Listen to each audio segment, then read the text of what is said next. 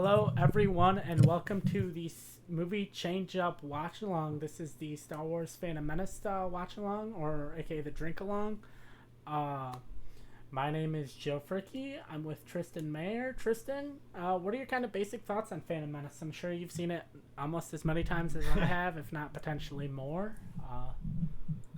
This is just kind of a special movie for me. It's the first movie I ever saw in a movie theater, so I have a lot of nostalgia for it. I remember just being blown away as a kid by just the spectacle, everything I was seeing, and as you grow up, you start to see a lot of the flaws, So I definitely went from the nostalgia Kool-Aid to a bit of the like, okay, maybe this isn't necessarily very good, and hating it, and then you watch Clone Wars, you kind of come around. So I've had a journey on this whole trilogy really, but it all starts with this one movie that I have a lot of memories for. So I'm looking forward to watching it again. It's a special one for me. Like you said, I've seen it.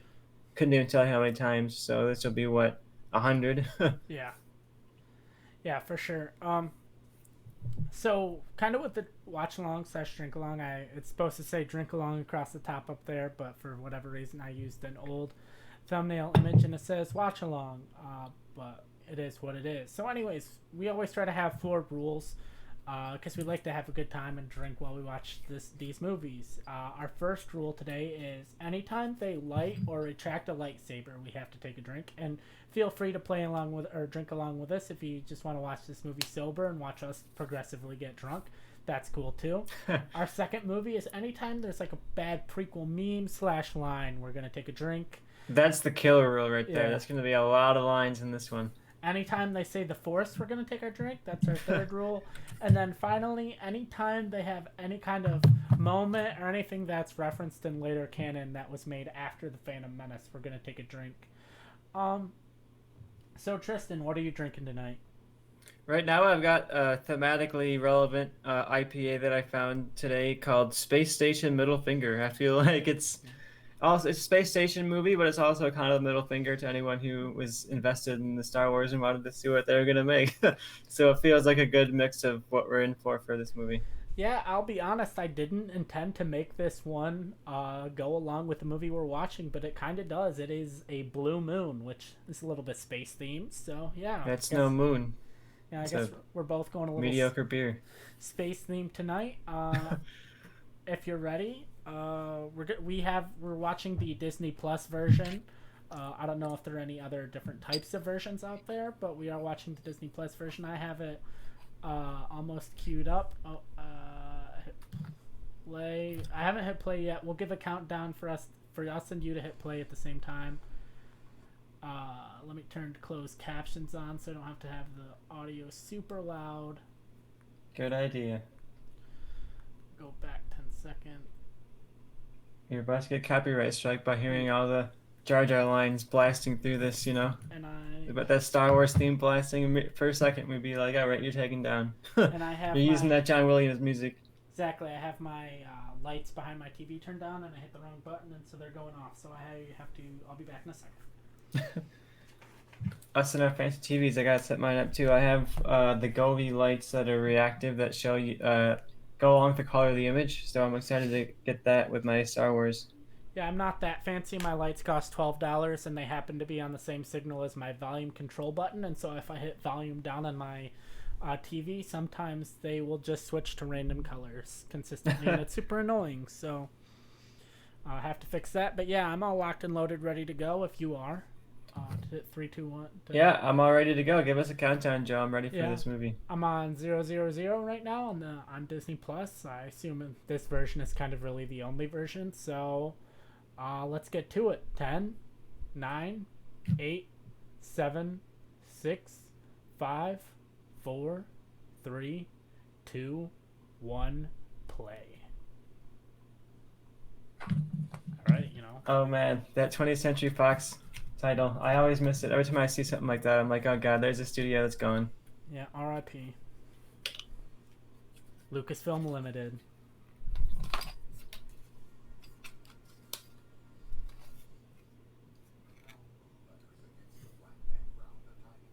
And I have the description. Uh, Audio is English. Subtitles English. I had the descriptive background as if I were a deaf person on or a blind person on. Don't need that. Yeah, Star Where they're Wars. telling you, and then the title says Star Wars. The stars come, Yeah, Episode 1, the Phantom Menace. It's the ASMR version of Star Wars. basically that's what it was. So, Episode 1, The Phantom Menace. Turmoil has engulfed the Galactic Republic. The taxation of trade routes. I watched this movie when I was 5, about to turn 6. I'm already lost. What the fuck are trade routes? What is taxation? Nothing like taxation of trade routes in your first sentence of Trade your Star Wars federations, blockades, Congress of the Republic. The Congress of the Republic endlessly debate. It's an alarming chain of events. I feel like this is very timely, this movie. Yeah. I wonder what we'll be in for here. That's my problem, is George Lucas made this for kids on the verge of adulthood. Kids don't. Kids could read that and had no idea what any of that meant. Congress decided to filibuster the trade route negotiation. Yeah. Yeah, that's basically what that might as well have said. I don't know what George Lucas. And one of the things I kind of wanted to do with this throughout, because we're gonna start chronologically with episode 1, and then throughout the next few weeks / months, we're gonna go through all 11 Star Wars movies. Yeah. And one of the things I wanted to do is what I kind of wish Disney would do, especially with Disney Plus, is have like Dave Filoni, Pablo Hidalgo, maybe someone else, and do like a canon commentary. Not that we're gonna pause it, but we're like, they could pause the movie and be like, see this character here, if you like this character and want to learn more about this character, read this book, or if you like this character, watch this episode of Clone Wars and stuff like that. I wish they would do something like that I think could be interesting and cool. Yeah, this trilogy of movies in particular definitely benefits a lot from the connective tissue, and you can argue like, oh well, it doesn't change a movie, and sure, but like, it really affects the way that you view the movie, and I think it really added to my enjoyment of this movie a lot. Yeah. So it'll be fun as we go along to point out the characters that cross over, whether it's Clone Wars or Mandalorian or anything else that we've gotten since then. Yeah. And like, we got a cool opening, right? Like, so everything so far is kind of cool. I have a bad feeling about this. That's a drink. The immediate first line is just a throwback to the previous trilogy. Yeah. I really like the Obi-Wan Qui-Gon relationship in this movie. I think Qui-Gon's a fascinating character. I wish they did more with him in this story. To me, Qui-Gon is what the Jedi should be, right? Like, he's that. There's a couple of really good Qui-Gon books if people are interested in Qui-Gon stories. That's where you really get a lot of the Qui-Gon build-up. Dooku Jedi Lost is a good one. It's like a prequel involving Qui-Gon and Dooku. And there's also a prequel of Obi-Wan and Anakin that's really good as well. Yeah.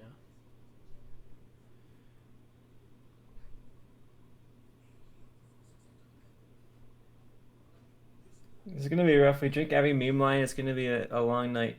Yeah.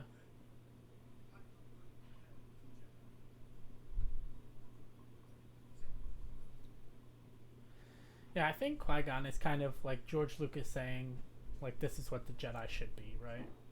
Mm-hmm.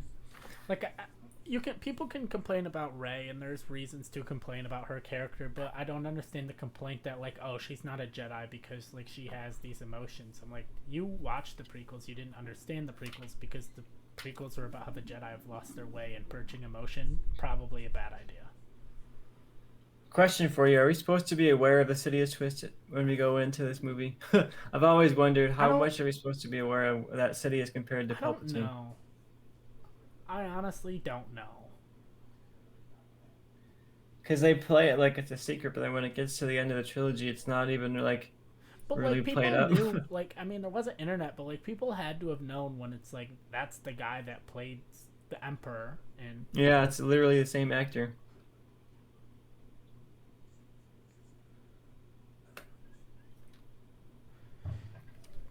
Yeah, like, I don't know. It's hard when you were like 5 or 6 at the time, like what, like, marketing and everything was like at the time of like what you were supposed to know and not know. We just got our first lightsaber ignition. So I'm and the ignition. Man. The Nemoidians. I want to know how holograms work. Like, I can understand to a certain level how they get your front, right? If it's in front of you.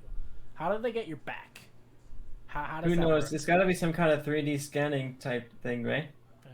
Or does it? Is at one point you like scan your back so it knows what it looks like, and then when you scan, oh, another lightsaber ignition. It like procedurally generates your back. And they said Roger, Roger. Are we drinking for every Roger Roger? Because that'll be a tough Yeah. one. But I'm down That's for a it. prequel meme line, dude. You're the one that wanted that. You're the one that said every fucking prequel meme line. So every time they say Roger, Roger, we're drinking. There's so many good lines in this movie, though.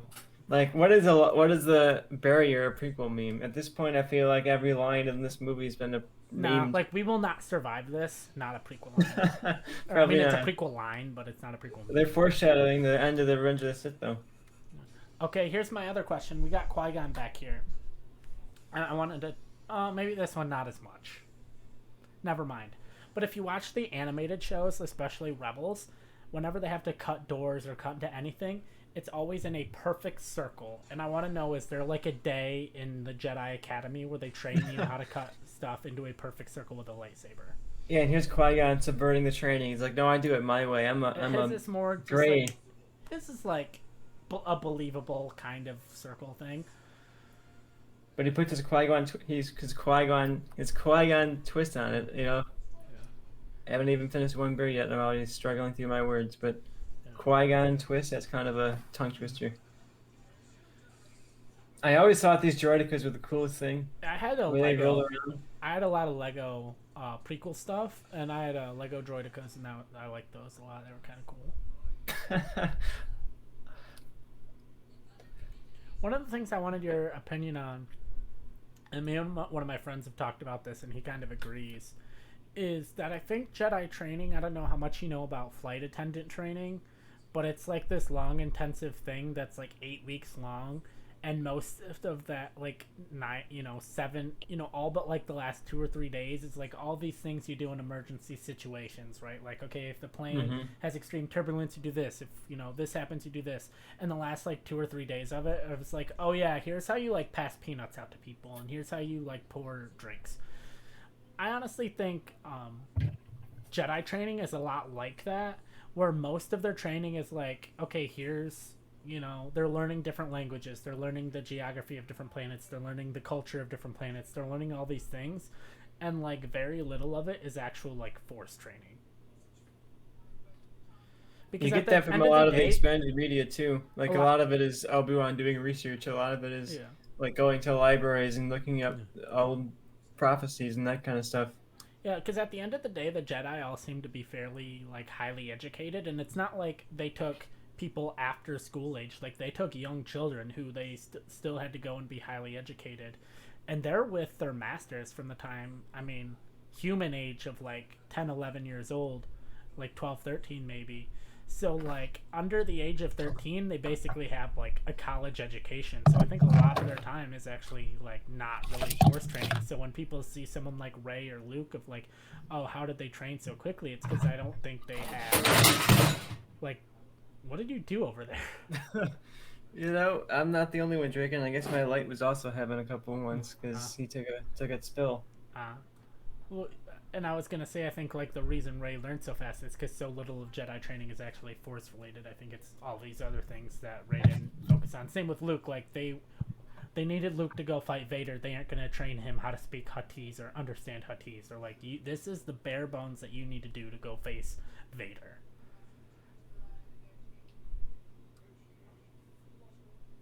Oh my god. Did we miss it?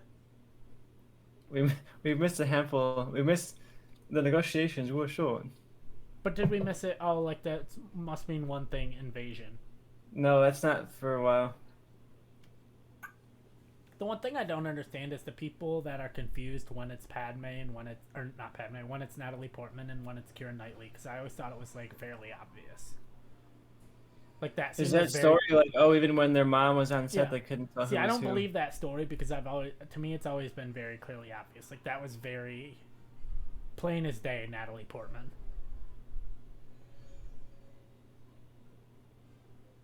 I think it's a play. It's easy now when we know Natalie Portman and Nicole Kidman.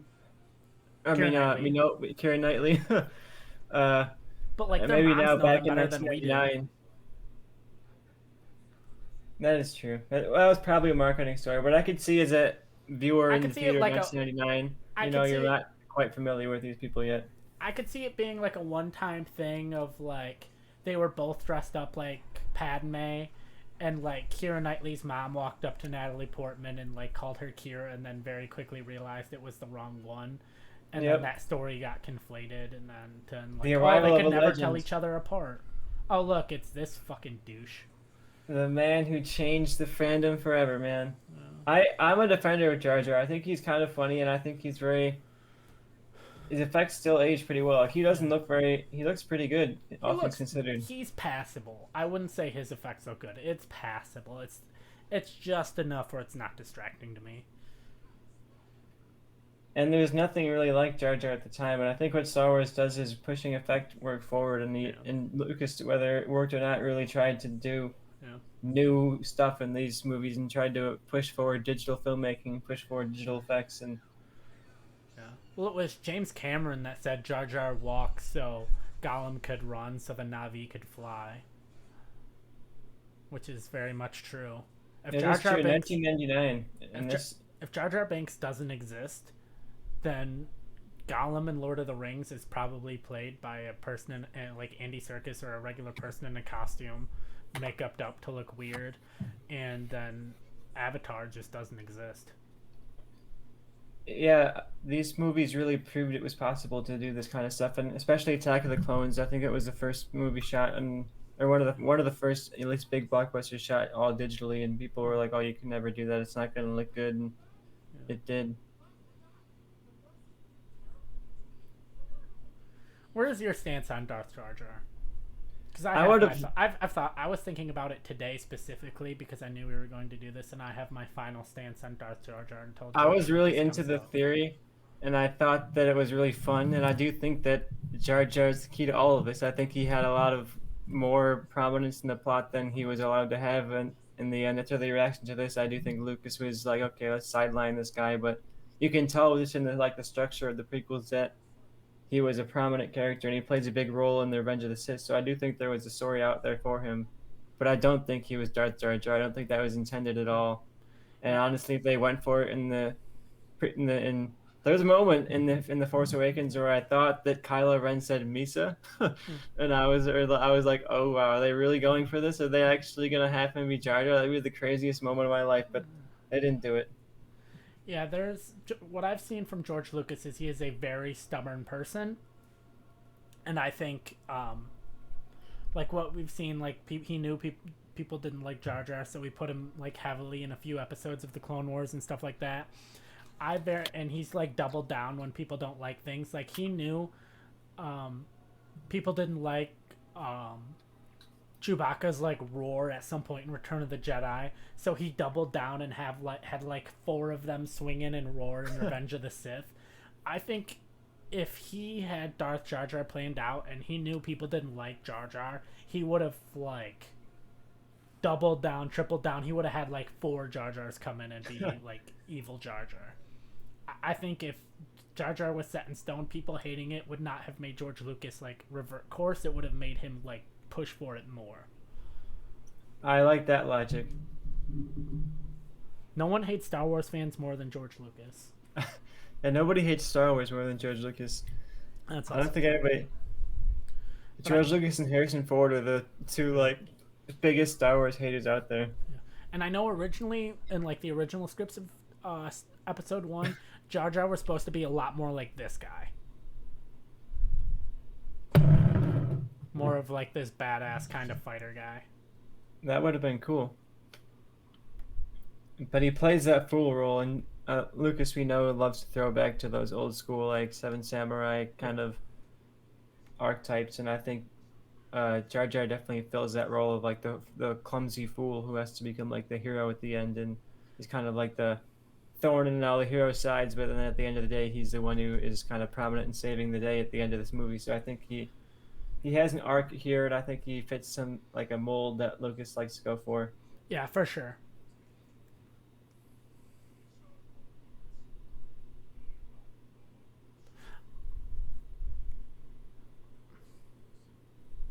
Oh look, more circles. This time it's a symbiote circle.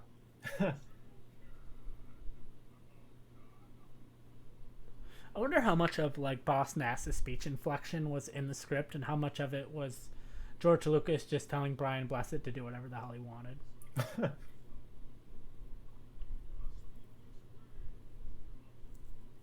I know Ahmed Best did say the script said you said Misa.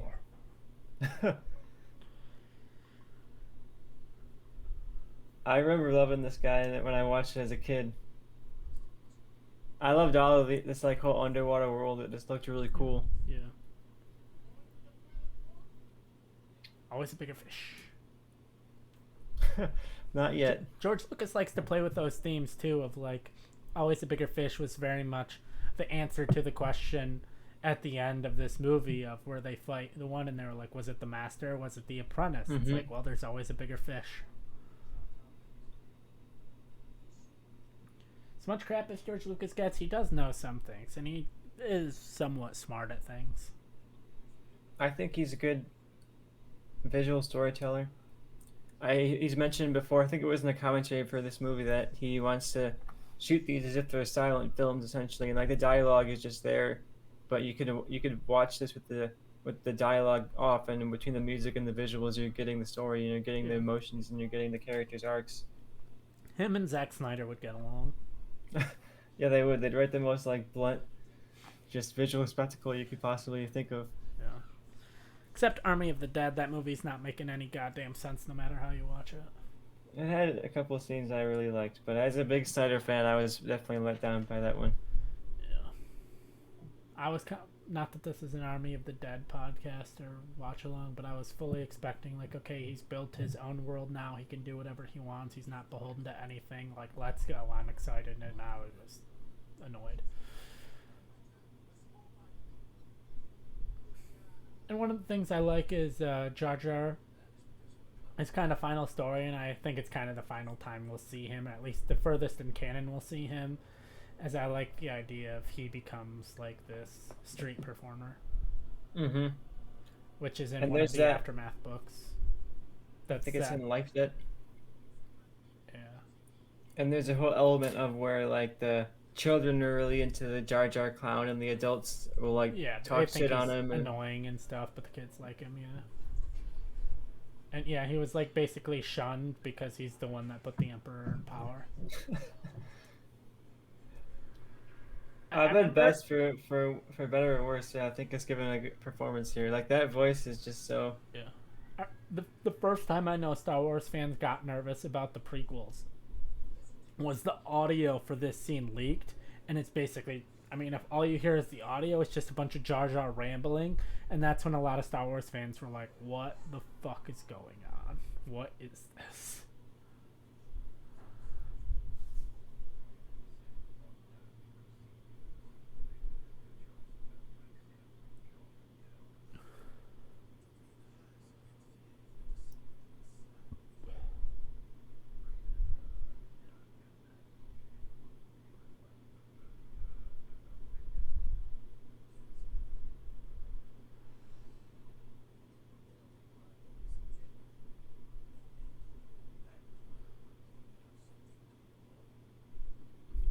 Was it you who I was talking to, or someone else that I was curious? Like, 'cause this line gets a lot of, or this movie more than any other in the Star Wars franchise, gets more talk about in regards to like racist stereotypes, and like there's the comparisons of like Watto to like Jewish stereotypes, and Jar Jar Binks to kind of like the minstrel characters, and the Nemoidians to the Japanese characters, and like I can see it with Watto with the like Jewish like kind of anti-Semitic stereotypes, but especially with the Nemoidians, I've always wondered like what's the line between like just drawing inspiration from something and like paying homage to something, and then just being like straight up like racist.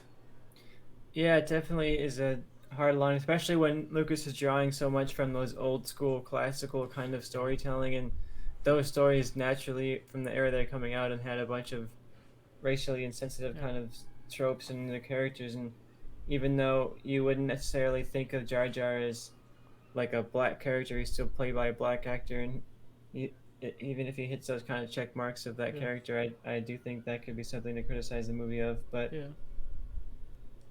like Watto is hard to defend as far as like stereotypes, but like Jar Jar, I kind of see it, and like the Nemoidians, it's like okay, it's definitely like influenced by like Japanese culture and kind of the way they talk and everything, but like, is it offensive? And I'm not the person that can answer that yeah, question. I've always just wondered like what's the line. But even like Padme's costume takes heavy influence from like the early like 1900s like Queen Indian like Indian Queen. I think it's India actually. Like there was a picture online of like this is what the Queen of India looked like in like 1905, and it was an identical costume. Yeah, I think these fantasy kind of sci-fi movies are the way you can, like, that's kind of the premise of it, right? Like there's just these all these different Yeah, cultures across these yeah, different planets that are all kind of so different from each other, and they all have their own yeah. Like pros and cons, and they're all having to kind of exist in this galaxy and are connected to each other. yeah, like Naboo is very much influenced by like Italy and Venice and yeah, like okay, right God, here, Padme. that is very clearly Keira Knightley. Yeah, that's. I mean, it's very clearly not Natalie Portman at the very least. Yeah, I think I love Padme's outfits in this though. Every yeah, like that shot from earlier where she has like the golden, like those glowing orbs at the bottom of her yeah. dress, I and really that's like such a that. beautiful shot. I really like that. Yeah, Padme is right next to Captain Panaka. Captain Panaka can also go fuck himself. You know his story, right? What's his story? He is eventually the like the imperial governor of Naboo, and he sees Leia, and he like because he was around Padme so much, he sees the similarities between Leia and Padme, and he knew Padme was pregnant at one point, and so he figures out that Leia must be Padme's daughter, and so he's on his way to tell the Emperor when his ship blows up. Oh wow, So Captain Panaka could go fuck himself because he he was was gonna like sell this him out. close to getting Leia killed. Because there's no way Emperor Palpatine would have just been like, yeah, she can live, that's fine. Because he would have known that was Anakin's daughter. He's not stupid. If anything, he would have captured him somehow and tried to turn him or something like Yeah, that. No way it would have gone good. yeah. If you like Padme and you want to learn a bit about Keira Knightley's character in this, Queen's Shadow and Queen's Gambit? Peril, I think, Or are no, the two wait, books. Queen's Gambit is a show about Yeah, chess. Queen's Peril and Queen's Shadow are the two Padme prequel books that are pretty good. They're young adult books, so they're not super, literary, Yeah. but they tell some good stories and they give a lot of depth to Keira Knightley's character. She's in a few of the comic books too. I think in one of the Star Wars Darth Vader runs from last year, she shows up. Yeah, her like handmaidens are kind of like badass. They're not just handmaidens. They're a lot like the female warriors of Wakanda. Yeah, It's that's like one thing the that I think closest thing I could compare them to. yeah, those are one example of like the extended canon taking like no name nothing characters and making them cool. So like you can watch this and be like, oh look, the handmaidens, I love the handmaidens, and it's like you have no reason to love the handmaidens in this movie, but Yeah. based on the other stuff, I really like them a lot in those stories. Hey, look, it's Captain Phasma's costume in the future. Well, I guess technically, so her costume is taken from the shell of Emperor Palpatine's Naboo ship. So I guess technically none of these are Palpatine's ship, but that is what the inspiration for her costume being like all silvery is. Wow. Oh, they ignited a lightsaber. That double kick is kind of cool too. Mm-hmm.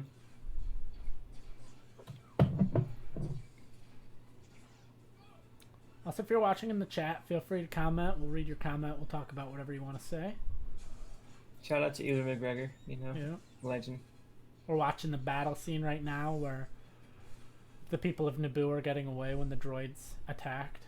Yeah, Obi-Wan and Qui-Gon just rescued the hostages in Naboo. They're about to take off. We're going to see our R2D2 appearance pretty soon. Yeah. Also, I think there was a Burger King or McDonald's toy that had the Naboo ship, that had like a magnet, and it like floated on this little case that I had. It was pretty cool. Ooh, that is cool. Look, there he is, our boy. Yeah. I Connective tissue. and also if Poetry. you're a Wayne's World fan, the pilot of the ship is Del Preston from Wayne's World. That little droid's done it.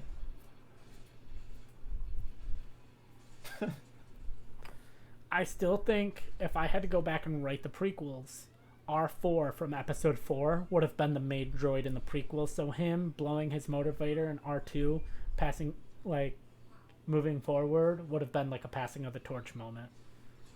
That would have been cool. But you gotta have those cameos. You gotta have R2D2 for some reason. Like, how different would the Star Wars galaxy be if R2D2 took a fucking blast instead of any of these other droids? This is brutal too. Like they personify these droids so much and really make them out to be like people, and then they're just up on top of the ship, like getting blown away. Yeah, and the Jedi are just like, oh god, we gotta fix this ship. Yeah, like they all have personalities and talk, and like they have conversation and like treat them with respect. And then anytime they die, they're just like, whatever. It's like their toaster like stopped working, and they're like, I guess we gotta buy a new toaster. Yeah, if there's any weird amount of like classism or racism in these movies, it's almost in like the way that droids are like these second-class citizens of this galaxy, and they're just like, we'll treat you with respect when it's convenient for us, but as soon as like you're on our way, you're just gone, you know. The Hutts that's racist. We've been talking about racism a little bit. Gangsters. The Hutts are gangsters is kind of racist. And they're about to, I mean, like, they literally call the sand people at some point the Tusken Raiders. Yeah. That's just Star Wars, you know. Sometimes it's just... We can all agree. The treaty signed. I want to know, like, with their weird eyes, I want to know, like, what did the Nemoidians see? Oh, there's my boy. Let's go. Darth Maul, best character in all of Star Wars. You got the shirt. Sith happens, dog. But yeah, I want to see, like, what does it look like when the Nemoidians see with their weird... I almost said slanty eyes. That's racist. You can't say weird eyes, Joe. No, but it was weird when I said slanty eyes. Not really. But they got slanty eyes. That's all I'm saying. Oh, I hate this part. It's so dumb. He like when they say Solo. R2. That moment is worse than Solo. A million times over. Because they just say the name of the droid? Well, he like scrubs off this little bit of dirt and it's like R2D2. I don't know. It's stupid. It's like, what are you, some kind of R2D2? Basically. Or it's like, oh, we have one RD, let's give you another one. Let's sell you R2D2. And they play a little music. That would be the Solo approach.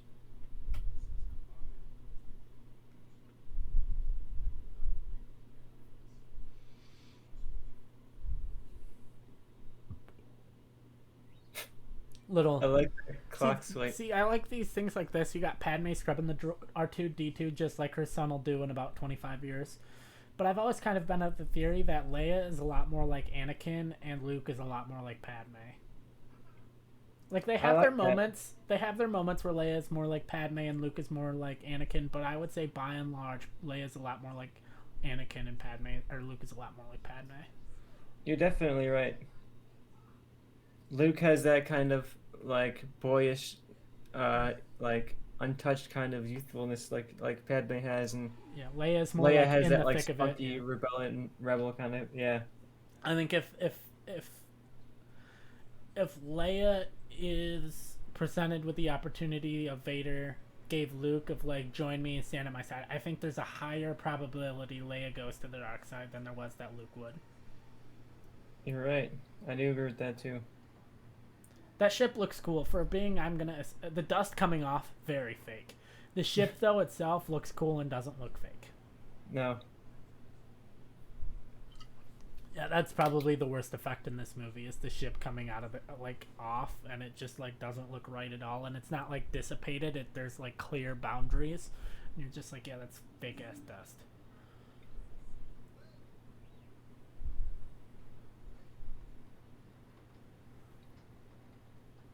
Raining out. I'm like, what is this sound?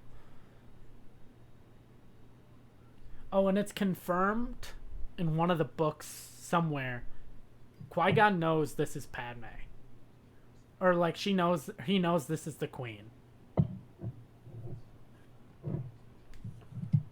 Yeah, there's no other reason he'd be so hesitant about having her along. I don't remember which book it was or if it's a comic or what, but I know in canon Qui-Gon knows this is the Queen. I assume through like the Force he can just sense it. Like he can sense her energy and he can sense. I love that costume with that guy walking in the background. He has some kind of like Star Trek looking spacesuit on. Yeah, I like this tall ass motherfucker too. Is that who you're talking about?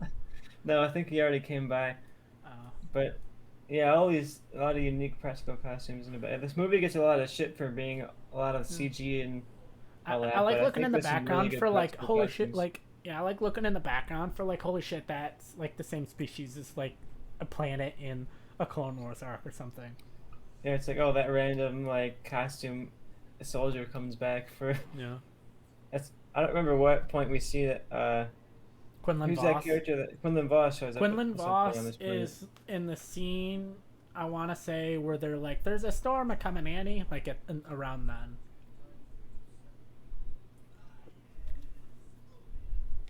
Well, it would be so bad if it wasn't for the fact that his voice is so ridiculous that I just want to laugh at him.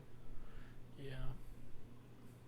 Have you seen the original Anakin auditions and like the Phantom Menace bonus features? Yeah. It's crazy how like Jake Lloyd is very clearly like the worst one of the three. But George Lucas supposedly only picked him because he wanted Leonardo DiCaprio to play Anakin in episode 2 and 3, and he just looked the most like Leonardo DiCaprio. He does look like a young Leo. I could see that. Yeah, it was some kid that basically looked exactly like Jake Lloyd, except he just looked evil, and like I wouldn't be surprised if Are You an Angel? That's a drink. That's a drink. But yeah, there's one kid that looked a lot like Jake Lloyd, but just looked evil, and I think it would play a better, younger, I'm a slave Anakin. And then the other kid was Michael Aragondo. I don't remember how to say his name, but he's the lead in Sky High. He was the main kid in the opening few scenes of Almost Famous, and then if you are a This Is Us fan, he plays Uncle Nicky during the 1970s Vietnam time.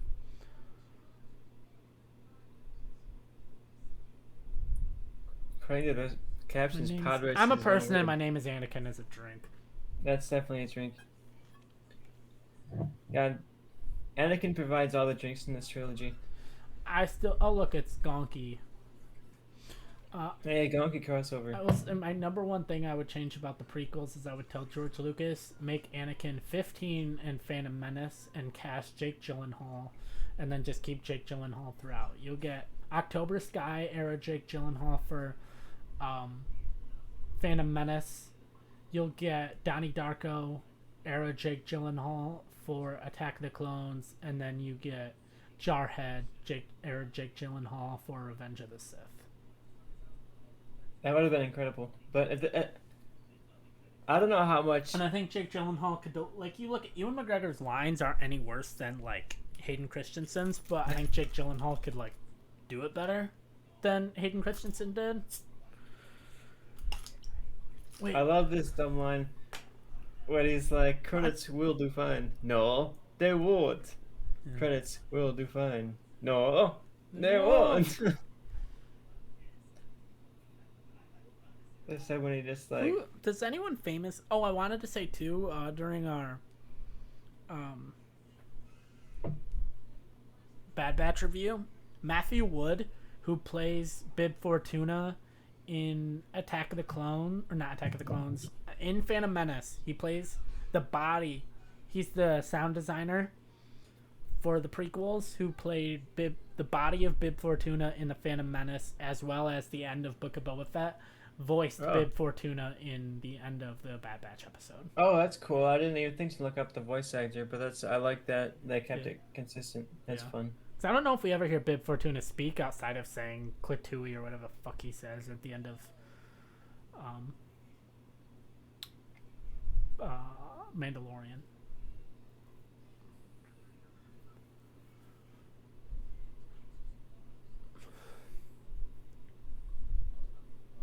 A lightsaber. How about you try that? I'm sure that's worth a fucking pretty penny. You got 2 of those. Obi-Wan's not even using his right now. Sell that. You go back to the Jedi Temple. Just grab another one.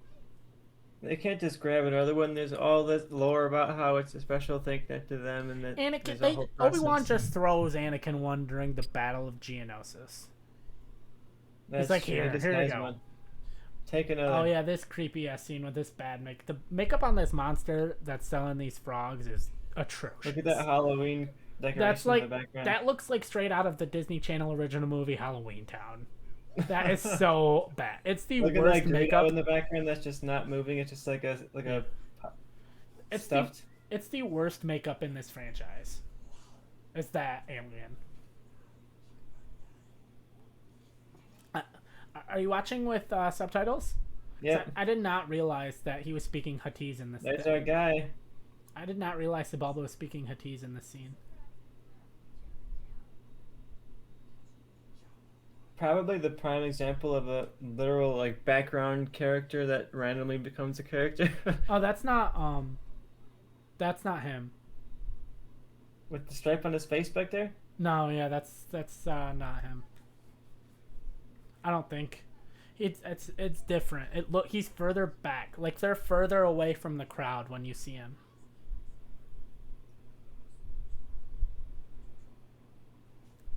I swear it's around there's a storm a coming, Annie. Yeah, the guy on the left right here that's sitting next to Sebulba is not him.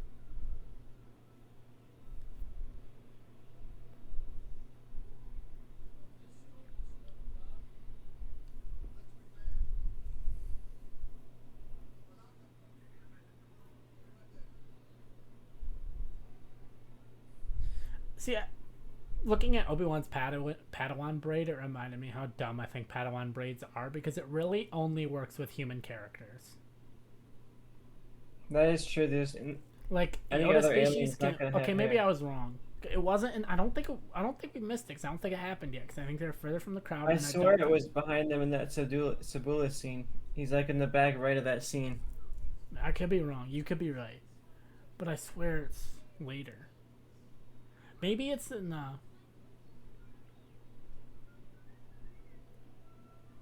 swear it's later.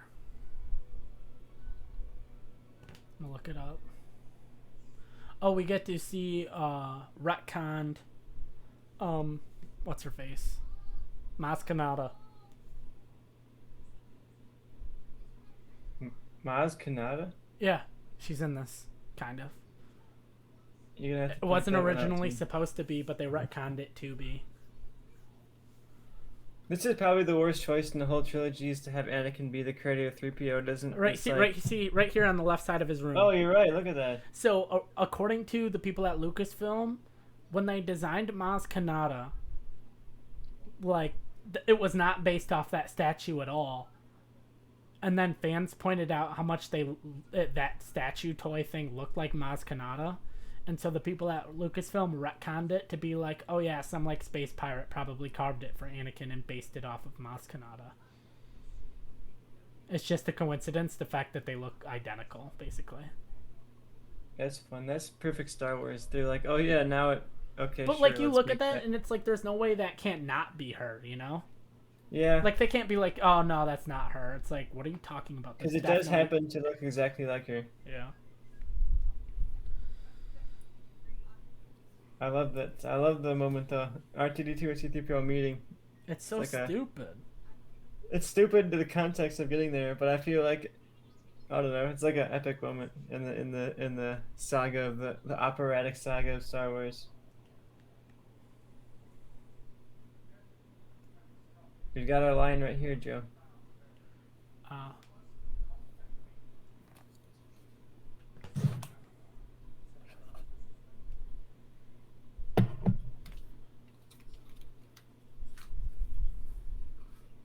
Oh, it's the women's shaver that he's talking into.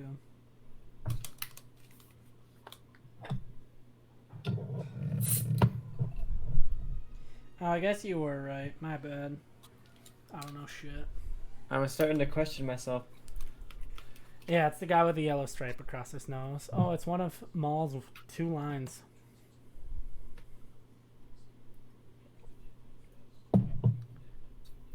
Okay, here's your trivia question for you that I have to look up the answer to.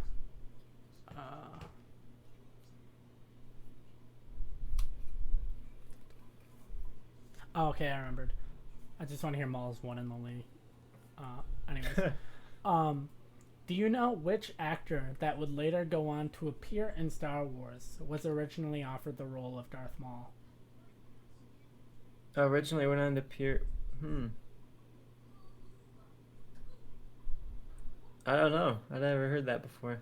Benicio del Toro was originally offered the role of Maul, but after they like changed things up and cut down a lot of his lines, he backed out.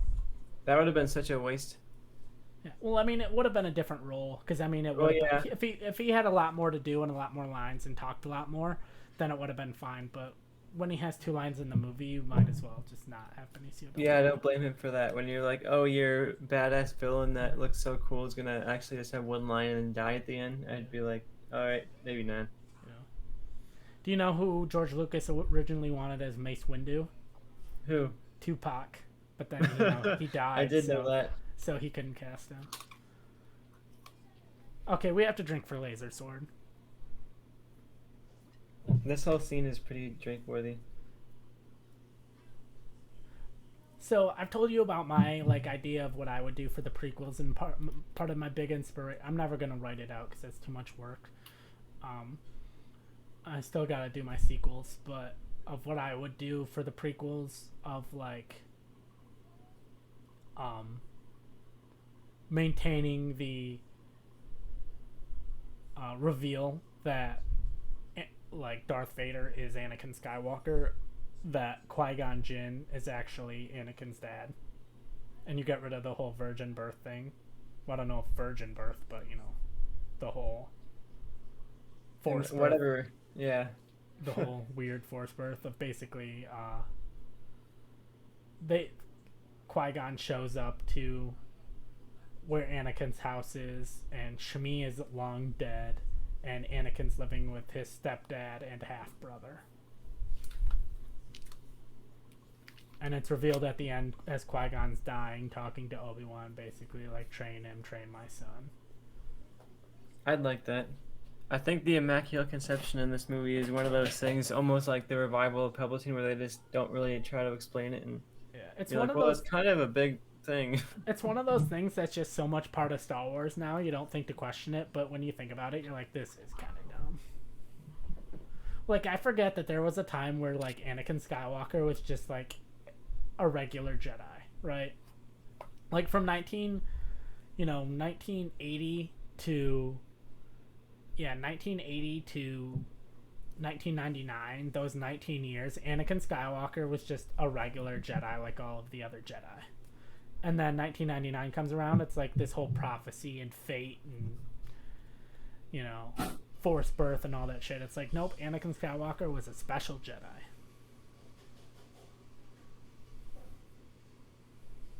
I still want a Shmi Skywalker book though, or like even a short story or something of just like her walking around and then one day realizing she's pregnant. She's like, oh, well, that happened.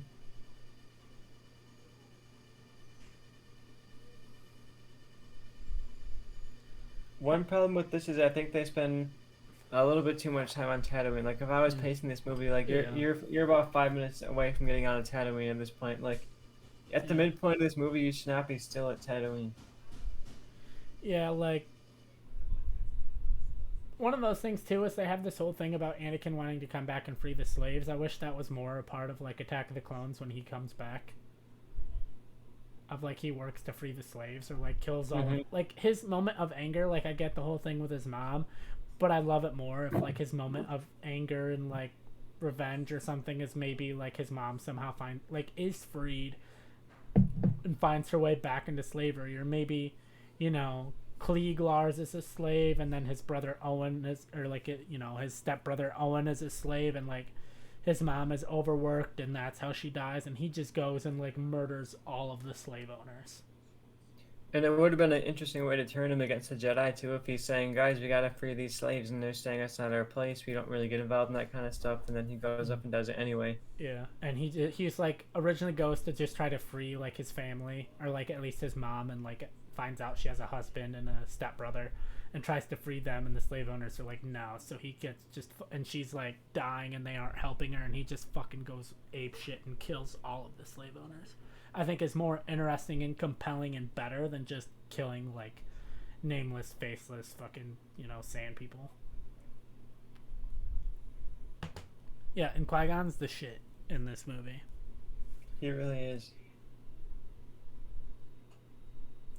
As much as one of my fundamental problems with this movie is Qui-Gon is the lead when it should be Obi-Wan, Qui-Gon's the shit in this movie. Qui-Gon's slowly become one of my favorite characters. Yeah. I think the way he kind of walks between the light side and the dark and has his own kind of path. He doesn't necessarily follow all the rules, but he's still able to be totally on the light side. You would never call him like a dark Jedi. He just has his own path. To me, Qui-Gon to me is what I think is kind of George Lucas's way of saying this is what the Jedi should be. And I'd love to see like I don't need a movie because I think it'd be like too high budget, and I'd want it to be more cerebral and a lot more like conversations. But I'd love like an 8-episode live action like Dooku and Qui-Gon show. Mm-hmm. Of like them going on a mission and Dooku kind of talking about what he thinks the failures of the Jedi are, and it's like, and how he thinks the Jedi should be, and blah blah blah, and that kind of shapes Qui-Gon to be who he is. There's 2 definitely good books I'd recommend if you're looking for that. Yeah, but I'm not a Dooku, reader. Jedi Lost, and Master and the Apprentice. You can get them on Audible. I think Jedi Lost has like a full cast of characters and everything too. Like they brought in a bunch of that's more of actors. like a radio show than a book, like a audio book. Oh yeah, this is where we basically learn Anakin is a special Jedi.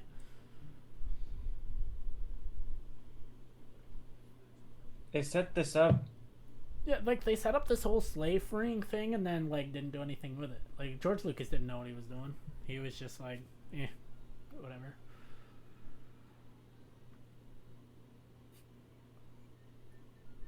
I want Kidster to come back somehow. Like Book of Boba Fett, I'd love him to be like a bartender. I'm not saying he needs to be like some cool badass bounty hunter now. I just think it'd be funny if they like brought him back and he was a fucking bartender. Or like own a took over Watto's junk shop, and I think that's George Lucas's daughter, but I'm not sure. Yeah, I was gonna say taller one. Lucas's daughter. The taller one, I believe. It's why she's wearing braces and still in this movie. I like the little kid alien. I don't know why, but it's funny in Star Wars for me to just see like little kid aliens because I didn't imagine the aliens as also being like cute little kids. Yeah. Oh, fuck. What's that character's name?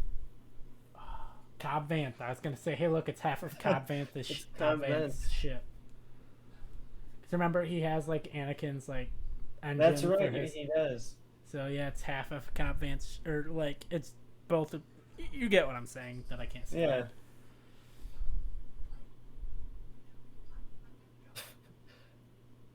I hate C-3PO. Pound for pound, he's the worst character in Star Wars. Jar Jar is more annoying, but he's in like 1.5 movies. C-3PO is in fucking 6 of these goddamn things. C-3PO has some of the funniest lines, though. He has 0 funny lines. Half his lines in the first New Hope are like hilarious. No. We gotta start drinking more, man. I'm getting involved in this in this movie, you know. Let's just drink for Jar Jar. He's a meme in himself, you know. Yeah.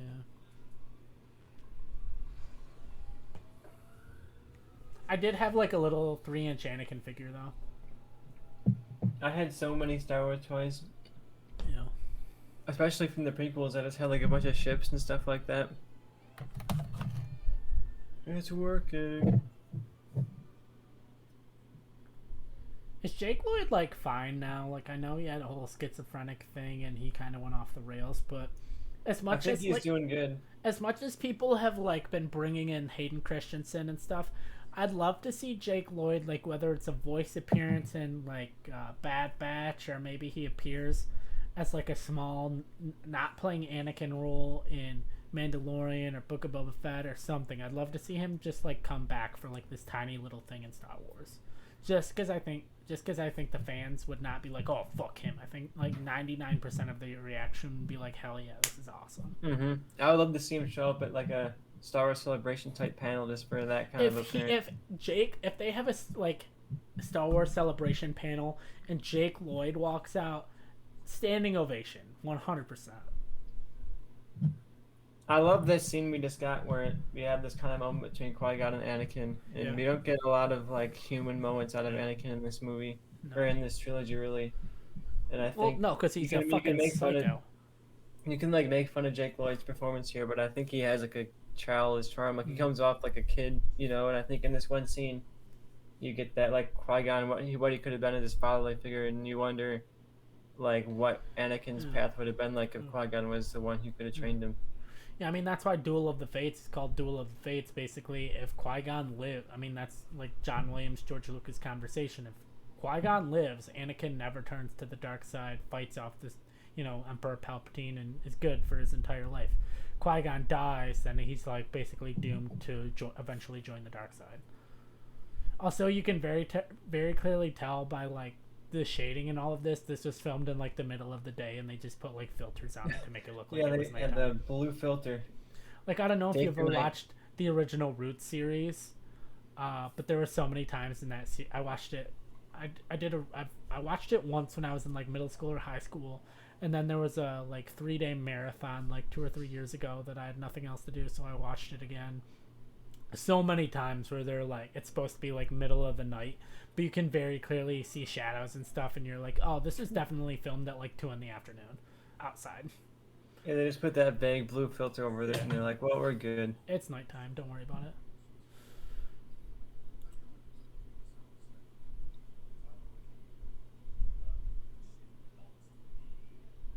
I like the aliens, and then I like the guys in just like weird hats, and they're like, yep, that's Star Wars. Yeah. There's like hugely expensive practical costumes, and then they're just a guy in like a foam hat. Yeah, I love the like Twi'leks that are just like giving Sebulba a manicure. Yep.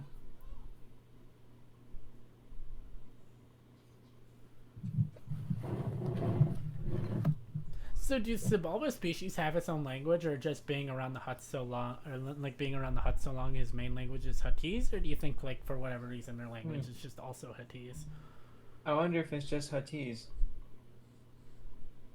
You know, we'd think in the galaxy that's interconnected, they probably don't have a lot of like individual languages. I would think a lot of it's like shared between. Yeah. Like you think Spanish is like, oh, there's Spanish from Mexico, there's Spanish from Spain, there's Spanish from South America. It's like all South America except Brazil, and then Spain itself, and then even Portuguese is like basically Spanish, anyways.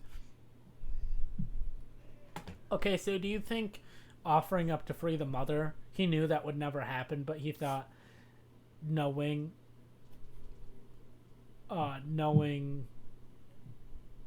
Wada would try to like somewhat act like he won over Qui-Gon, would say, okay, you can't get the mother, but I'll at least try to give you the boy? Or do you think Qui-Gon knew there was a chance he could get the mom? I would hope that Qui-Gon at least was trying to save them both, and because I wouldn't think the Qui-Gon would be that cold, or he would just like, screw it, let's leave the mom behind in slavery. Well, I mean, the thing is, though, if Qui-Gon wanted to do it, he could just be like, yeah, I got a lightsaber, bitch, so I'm going to just take her and the kid, and I'm going to piece the fuck out. Have a nice life. Yeah, do you think there's a problem in this movie where it's like the Jedi just kind of like leave, and it's like, oh, they're just like leaving the slavery and leaving... They're supposed to be the protectors of peace or whatever, and they're just like, oh, well, we got Anakin, so it's all good. So if he takes the mom, like, obviously he can't take the mom back to Coruscant and be like, yeah, Anakin, you and your mom are going to live on Coruscant while you train to be a Jedi. I think he drops the mom off on, like, his little house somewhere and keeps her as a side piece. Yeah, he's like, all right, you got this place in Alderaan, you'll be fine. If Qui-Gon said to Shmi Skywalker, let's bang, she's going to say yes.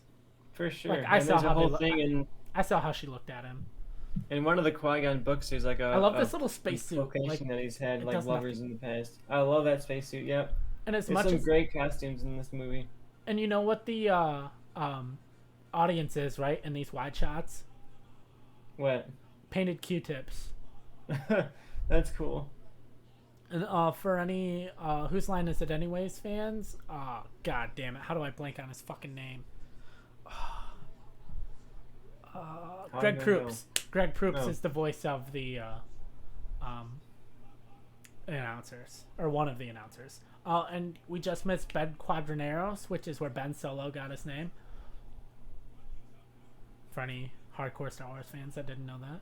But yeah, there's that shot right there where it's people, but any of the wide shots where you can't like distinctly see anything, the audience is painted Q-tips with like a fan blowing on them to give them some kind of motion.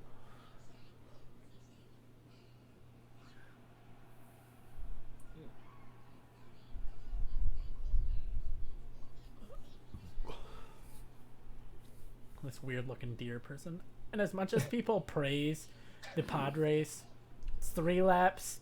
I think it could have been 2. I think it goes on for like 2-3 minutes too long. Yeah, I think a lot of this Tatooine stuff could have been condensed, and it would have significantly helped the pacing of the movie. Because I think a lot of Star Wars, the appeal of it is like this planet hopping kind of. Yeah, and like this planet sucks. It's a shitty planet. Like that's the whole point of this planet in Episode 4. Is this planet fucking sucks. And then so Episode 1, we spend like an hour here. Yeah, it should have been 15-20 minutes. Like the pod race should have been on a different planet. Yeah, it's like some kind of tournament. It should have been like, we have to go to blah blah blah planet for this pod race. Like imagine the mirror planet in Episode 9. Like imagine the pod race there.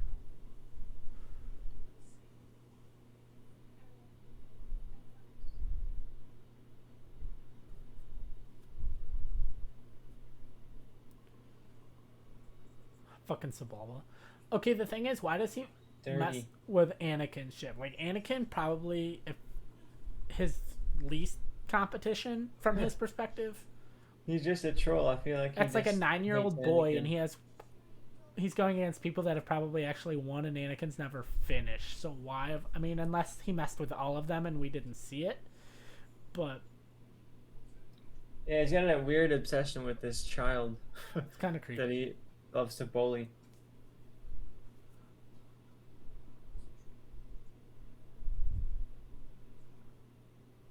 I swear, someone else says the opposite in Star Wars, and I can't remember when it is. Oh, may the Force be with you. That's a drink. Someone in Star Wars says "think, don't feel," and it's like supposed, and they're not supposed to be wrong when they say it. Okay, Jabba the Hutt comes out. See, that's Matthew Wood, who voiced and dressed as Bib Fortuna, who voiced Bib Fortuna in the last episode of The Bad Batch. But anyway, so what I want is this. What's the drink for that? Story of Jabba the Hutt.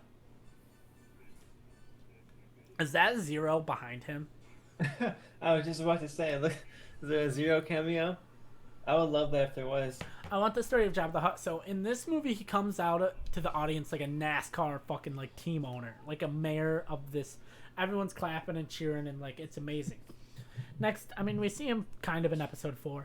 Next time we really see him for the most part is Episode 6, Episode 6, where he's like hanging out in a fucking drug den.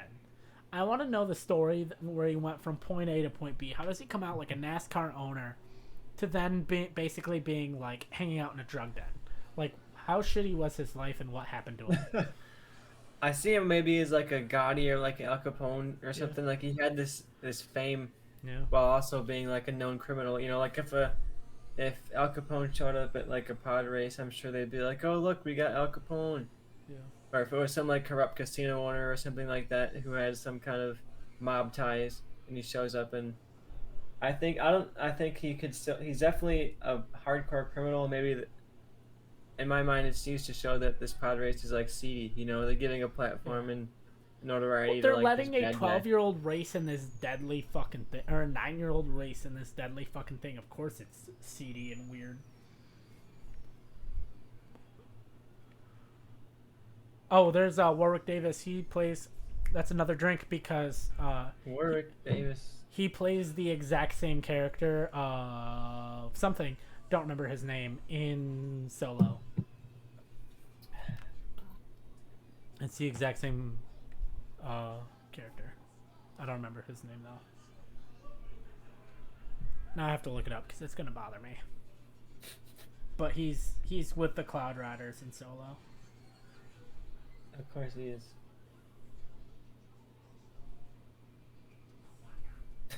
I love this guy with like his melting face.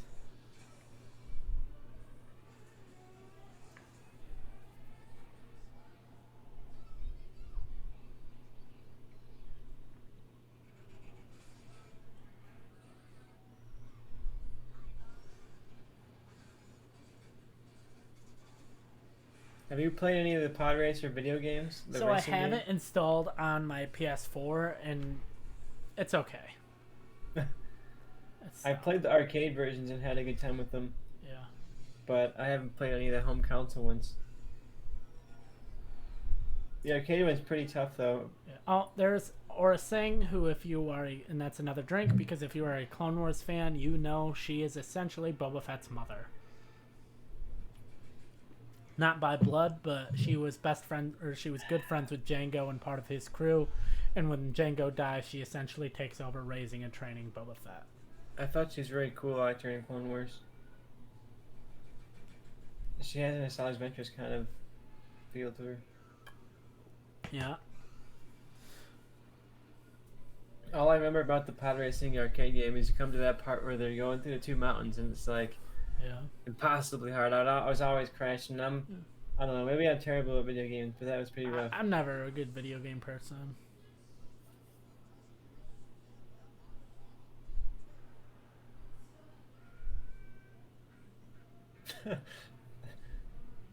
This movie, I think, is the worst in terms Oh, of just look, Ben connecting with you. Quadraneros. What? I think this movie's the worst in terms of just like shoving in references to the other movies, like the Oh, fact so that you not get Christian episode Raiders, 9? you get C-3PO. Well, I mean of the actual Star Wars movies. Episode The 9. actual Star Wars movies. One question I had for you was, you said you posted a tweet the other day that was, oh, like one of the worst moments in a bad movie, because it was like it was a screenshot of Anakin saying, like, with the text written over it, is like, you say one of the worst parts of the galaxy or whatever, it's like no one helps each other, and then the next picture next to it was like all of the ships showing up in episode 9. In your quote, which scene were you referring to? Anakin saying that, or all of the ships showing up in episode 9? I was saying for all of the ships showing up. I feel like that's such a. I thought that's what you were referring to, but then I replied to your tweet and I couldn't. And then I realized, oh wait, he might be referring to the scene with Anakin. See, I think the scene with Anakin saying that is very much like on the nose and stupid. But I love all of the ships showing up in episode 9.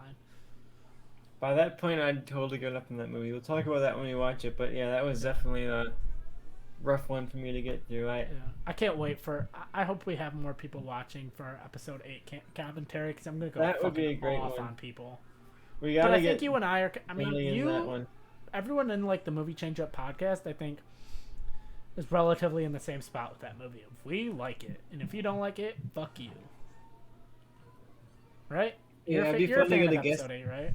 It would be fun to get a guest in who's a hater of Last Jedi, so we can get there. We gotta get Mason on. I think Mason hates it. I could be wrong. Yeah, Last Jedi is pretty much is up there for me in terms of my favorite ones. It's not my top one, but I put it in like the top half or whatever, like top of the list.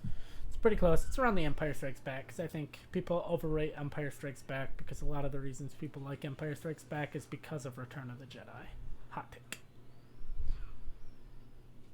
I think a lot of the problems people have with Last Jedi, people would also have had with Empire Strikes Back. You know, the side characters pretty much do nothing for the whole movie, and People talk about like, oh, Rian Johnson. We'll get to it, but I'll just say this, and then we can move on. Is people talk about like, oh, Rian Johnson just wanted to what's the word? Fucking not revert, but subvert expectations. subvert expectations. Like, did you watch Empire Strikes Back? Yoda's existence is a subversion of expectations. Darth Vader being Anakin Skywalker is a subversion of expectations. Like, that's one. Okay, one question I've always had: is this a magnet, or is he using the Force? I think it's supposed to be a magnet, but now that you mention it, it could be both. Because I think it's a little column A, little column B. He uses a magnet to like pull it in, but it's not like pulling in because it's shaking too much. So my theory has always been he unknowingly uses the Force to stabilize the hose, and then the magnet pulls it in. Yeah, it's a good parallel to New Hope. You know, when Luke shoots that kind of there's that scene where him and Leia, obviously that famous scene where they're trying to get across that gap. Yeah. And Luke shoots the grappling hook and hoops it around and it's like a perfect shot. And you're like, maybe he could have landed this shot. Like it's practical enough. Yeah. But you got to think he probably did use the Force subconsciously to make that perfect shot, just like his father before him. Yeah.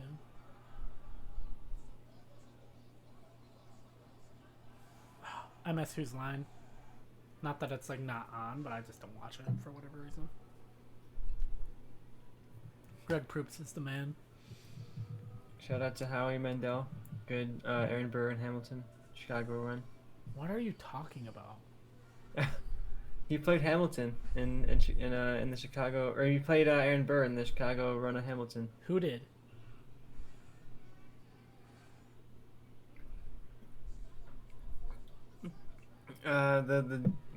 The black dude from Hose Line. Wayne Brady? Wayne Brady. You said He showed Howie up as- Mandel. Oh, I meant Wayne Brady. He shows up in for a scene. He was Okay, He that was, makes way Aaron more sense Burr. because you just started talking about Howie Mandel, and I'm like, what the fuck does Howie Mandel have to do with anything? not Howie Mandel. I'm what, 3 beers down. I'm probably messing my names around. Does Wayne Brady have to smack a bitch? Howie Mandel would have been a wild casting choice for Aaron Burr. Also, speaking of Wayne Brady, Game of Talents, underrated show. People need to watch that show. It's fun. Houdini. Okay, is Pod Race like Death Race? Like, are there rules? How could there be like? Like, okay, Anakin's if on he the verge just of takes death right his now. fucking lightning between his two engines and just goes over Anakin's head and fries his brain and kills him, is that against the rules? Because so far I'm gonna say no. Yeah, I'm gonna have to say no.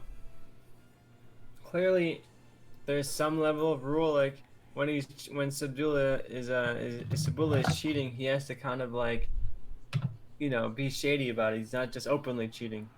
Yeah, I think it's one of those things like, hey, if we don't see it, it didn't happen. Yeah. It's like, please. yeah. I like how closing event at way one end of his engine puts a fire out at the other end of his engine. And like all of this weird Star Wars technology, and he still has to like connect wires and hoses and shit like he's a phone operator. I in love it though. It's so 1965. practical. I think it's really interesting. What like this pod racing goes on way too long, but Oh I yeah, think it should have been over by now, and it I still like goes that we on get for to like see, 5 like more a minutes. literal the way that Anakin's like actually running this thing. Like I could probably tell you like what each of these things does and what he's doing to affect it. Yeah. Even if it's not even a real practical science, it's just all made up. Okay, so some of these actors are more experienced, right? Like they've been around the block. Like you talk about, like Ewan McGregor had done Train Spotting at this point. Like he'd been around. Qui-Gon fucking Liam Neeson had done, Schindler's List. Like he's a known enough actor. Like he's been around. At what point did they probably like figure out that this movie is not like the level of the Star Wars that came before it? Like, did they I'm not just have so quite much sure. trust in George Lucas that it's not until they watch the movie at the premiere, or are they like reading the script and dialogue and they're like, this is bad, but It it's probably Star does- Wars, so we'll just do it anyways. Yeah, the dialogue. I mean, you read the script. It couldn't have been good. Like so much of the No. problem of this is like the bad Oh, yeah. dialogue. But I also feel like when you're making a movie, especially a big budget movie like this, you're making it so segmented. Like especially something that's so effects heavy, you're probably barely aware of what the scene is even about when you're doing it. Like you're just doing it because it's on the schedule. And I think I feel bad for some of these actors. So I would imagine in the moment they're like, "Oh man, this is Star Wars. Look at all these cool aliens." Like like imagine this scene. You're seeing robots walking around. You're seeing aliens walking around. And you're like, "Wow, it's like I'm really on the set of Star Wars. It feels so real. It feels so alive." And then you feel so confident in that product. And then when it comes out and it's not good. Well, like It's I've seen scary. interviews with Ahmed Best where he's like he thought his career was just gonna fucking explode, and he thought he was gonna be like this huge thing, which makes sense. Like you would think that, and then the movie came out and it kind of went the opposite way for him. My best is a great Twitter follow though. If you want to get some Yeah. Star Wars content, he tweets about Star Wars all the time.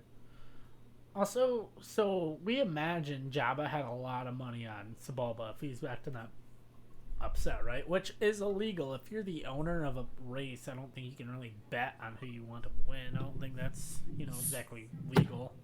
Not that the Hutts operate in legality. Yeah, I don't know if they're worried about what's legal at this race. We just talked about could they fry Anakin's brain with this laser. Swindle. The camp of these performances really, I think, makes it Yeah. like this could have been I mean, it is bad, but it could have been so much worse And I feel like the fact that these actors deliver these lines like so without any level of like self-awareness, it just I think adds to the fun of this movie. There's never like a lampshading character that's here to be like, "Oh, whoa, look at all these crazy aliens" and that kind of Yeah, stuff. It feels very much like you're yeah, planted in this world and everyone's taking it very seriously and yeah, it's very much like important. yeah. One of my least favorite things is like a lampshade character that comes there just to point out the fact that a movie's ridiculous, and it's like I'm watching it. I I know. think it depends on the tone of the movie. Like you got like a 21 Jump Street type or something like that. Like I think that's fine. But like a movie like this, like no, like we're in an alien world where all these aliens just interact with each other. We just have to accept that. But if it's like a comedy type movie, I think you can get away with it. But like Dune, like if anything weird happens in Dune and there's a character that comes in and points out how weird it is, like no. But like Paul Rudd in the MCU is basically that, and I think it works.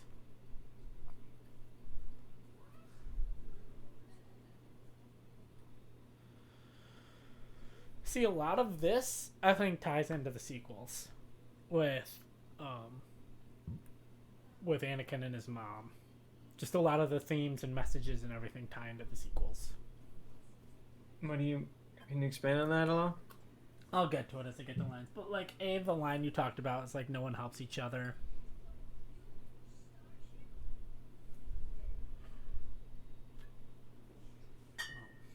I love the I love just seeing this juxtaposition of Anakin, who's like this hopeful young kid, Can I? and you Okay, it's time for truth or reveal time.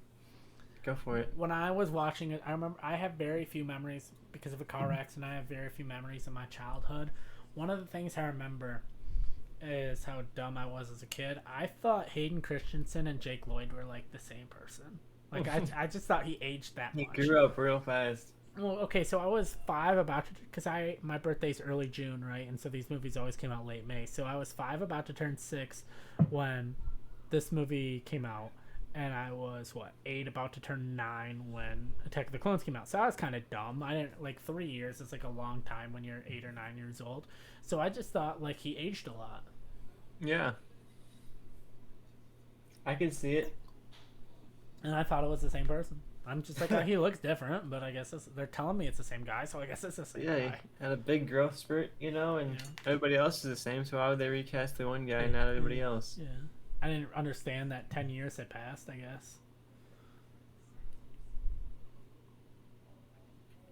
But yeah, I think For it's all just. the flaws, I do think that like, this good vibe between Anakin and his mom Yeah, is I buy effective. this a lot, and I think it helps sell Attack of the Clones more as much as I hate that. I don't hate that movie, but it's the only movie I never intentionally rewatch of just like, oh, let's watch The Phantom Menace, or oh, let's watch Revenge of the Sith, like, or whatever, any other movie. It's the only movie I never just throw on. But I think that that moment of her death, as terrible as her death scene is, I do enjoy a lot of it because of their relationship.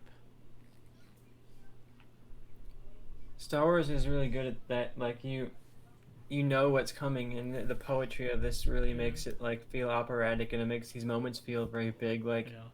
he made this choice to Oh, leave, this and is stupid. Here, the the one shot that's a C-3PO point of view shot is weird. Like that's never been in Star Wars ever. We've never had a point of view shot ever in Star Wars. and like a handheld camera shot too. It's just so weird. Like what? Yeah, it does not feel like Star Wars. I didn't even notice that until you pointed it out. But yeah, those couple of shots right there are pretty rough. The point of view of scenes is such an interesting. It's an important language of cinema, and I feel like Yeah. sometimes it misses it. I do like the designs of these little like townhouses. I guess I mean technically like Mhm. slave homes, but they're more like townhouses kind of things. I was more talking this whole thing kind of me ties. It's like reflects kind of to me the relationship between Leia and Kylo. You know, and it's just I think it's all kind of the tie of family and all of that.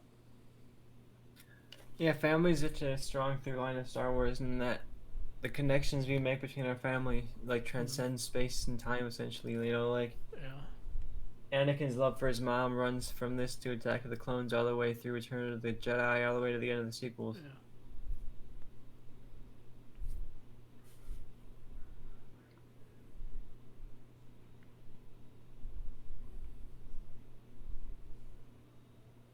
I just want her like point of view of this scene. Like her son is going away, and she's like, I'm probably never going to see him again, but I know his life is better with this guy than with me, so I have to let him go. Like, I just want to know, like, I mean, obviously those are her thoughts, but like, I just want to see like a book or something with like, if they had like a Shmi book, I'm 100% buying it. Because I think she's Even more. for the shimmy content. It's like I don't need a Shmi show. I don't need a Shmi like. Cause I think that'd be kind of boring. But I think a Shmi book that essentially covers, that first chapter is her realizing she's pregnant and ending with her sending Anakin with Qui-Gon would be a very interesting book. Of her feeling her entire, like, Anakin's entire life out lightsaber ignition, that this kid is destined for something more. Like, there's something different about my son. And then one day a guy comes along and kind of confirms her suspicions and belief that, yeah, my son's different than all of these other fucking Jamoke kids on this stupid planet.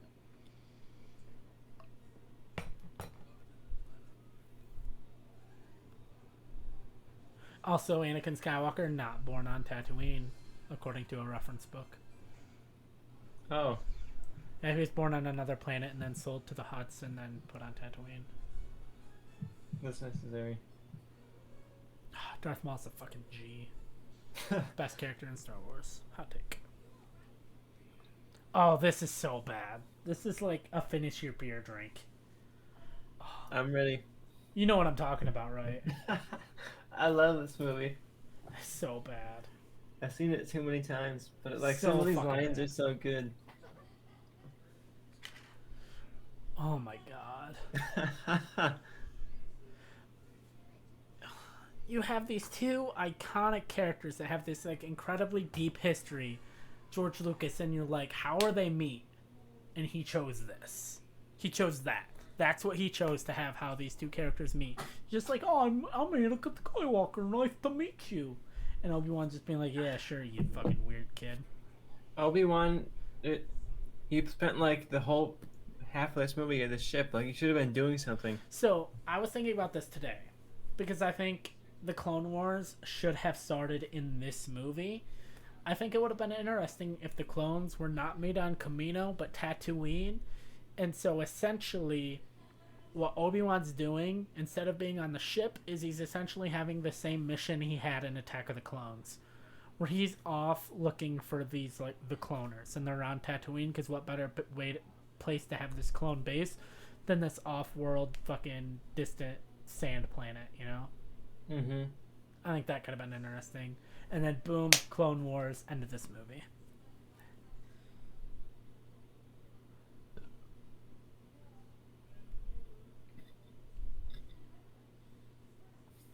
Have you watched Cruella de Vil yet? I haven't. I might see it. I mean, I'll see it in some way or another. But I don't know. I'm not paying $30 for a movie on Disney Plus ever. But I might go see it in the theater.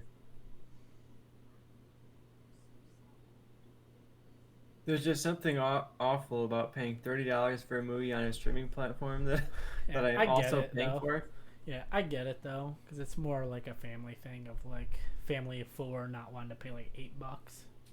Yeah, if I had a family, a bunch I of think people when the that whole was, like, COVID thing is over, right? Like I think the whole Premier Access thing is gonna go away with it. I think so too, especially because Disney hasn't had like a lot of success with it. Yeah, You can buy that Padme necklace at Galaxy's Edge for like an obscene amount of money. dude, they're selling sandwiches there like named after the Falcon for like $100 or a panini, right? Not at Yeah. Galaxy's Edge, but Disney World. Someone showed the menu, $100 like Falcon panini, $100.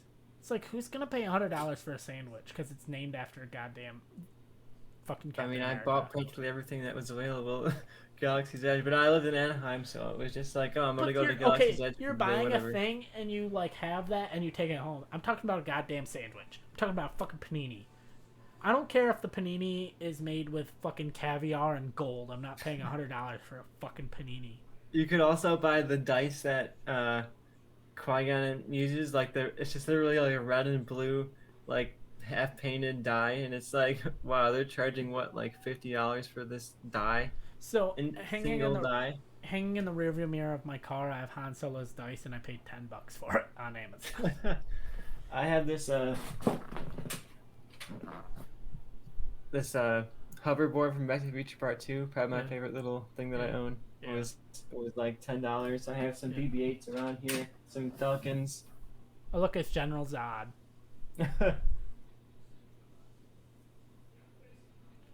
It's like the weirdest actor to have like a weird small role in Star Wars. It's like Terrence Stamp is better than this movie. Well, I won't say better than this movie, but at least because it's Star Wars, which is still a huge franchise, but better than this role of General. Not Vilchum. That's the sequels. Is it? Yeah, General Vilchum or Chancellor Vilchum is the sequel. Chancellor Valorum. Valorum, that is what it is. Yep. Yeah, Chancellor Vilchum is the weird alien character that has 0 lines in the Force Awakens. But Chancellor Valorum is. This movie has a lot of those kind of actors where it's like clearly they heard like, oh, they're bringing Star Wars back, so we've got to get into it. It's like Samuel L. Jackson is in this like non-role in the background. Well, they have what's his face that's gonna be in basically big as McNulty in The Wire, has like a pretty decent sized role, or not a decent, has a very very small role. I mean, as one of the guards outside like Padme's room. I'll point him out because it hasn't happened yet. Shout out to Natalie Portman though. Like it's hard to make a career out of this movie. You can tell from a lot of these people were able to do it. Well, she'd been around before this, so I don't think this. I think the reason this franchise hurt Hayden Christensen more than the rest of the actors in this movie is because this was kind of his first big break. Where like Ewan McGregor had been in Trainspotting, Natalie Portman had been in Leon the Professional. Like Keira Knightley was her first acting role in this movie. But like no one knew that was her. Like she got famous because of Pirates of the Caribbean, not because of this. Like, she was in this movie so little that it didn't really hurt her career. You know what I'm saying? Mm-hmm. Like, you don't think of... Like, if you ask the average person, was Keira Knightley in Star Wars, they're going to say no. You ask Keira Knightley, she'd probably say no. Yeah, she couldn't even name her own character in the interview recently. Oh, she couldn't?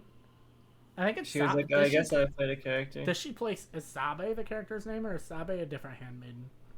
I think it is Sabe. Well, fucking Gwyneth Paltrow didn't even know she was in Spider-Man, so... You but can't blame I him. get her point of view of it, of like, it's all just the MCU to her. And like, I get that. Where she was just like, oh, I thought that was Avengers. It's not like she completely forgot the movie, but she was just like... I mean, she's in a scene with Jon Favreau, Robert Downey Jr., and Tom Holland. It makes sense that she thought it was just like Avengers. Yeah, because you think about it, they probably don't film that stuff like... that in sequence. Yeah. It was probably like, oh, we've got people together, let's film the scene. I feel like Marvel movies are kind of just like thrown together in that way. Yeah. Especially because what I've heard, like the director doesn't really direct the movie, but, you know. It's more like a TV director where you're just trying to get performances and like everything else is really out of your control. Mm-hmm. Oh, look, Yaddle. Yeah, we got it. I love it. My favorite. Okay. What is that bearded guy back there? Wait. That like bearded with the penis head? Man. Are you talking shit about Ki-Adi-Mundi? No, not Ki-Adi-Mundi. There's some other like hairy. Oh, he's in my back there. Oh fuck. So I had an idea for an Order 60 or Star Wars horror movie. I would never touch Ki-Adi-Mundi. Oh, he's fuck. His name is like Oppo Rancisis. Oppo Rancisis. He is and he's a Jedi Master.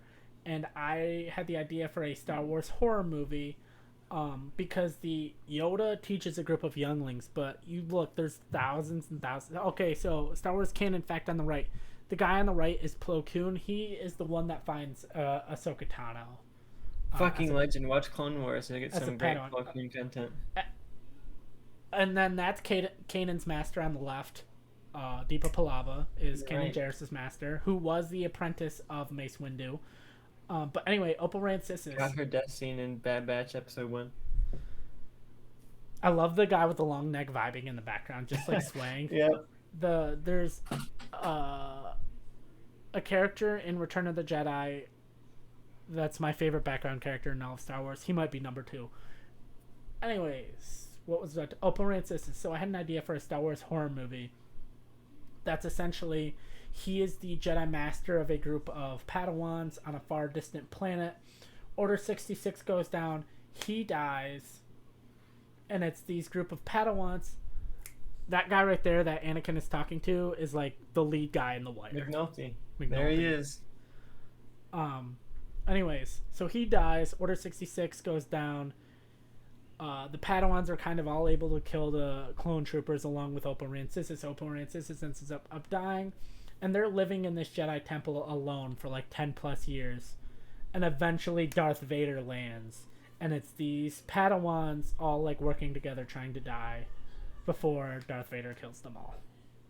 And it's essentially like Halloween, and you still keep this whole like teenager aspects, but they're all Jedi Padawans who have, you know, not had a Jedi Master around for like a decade.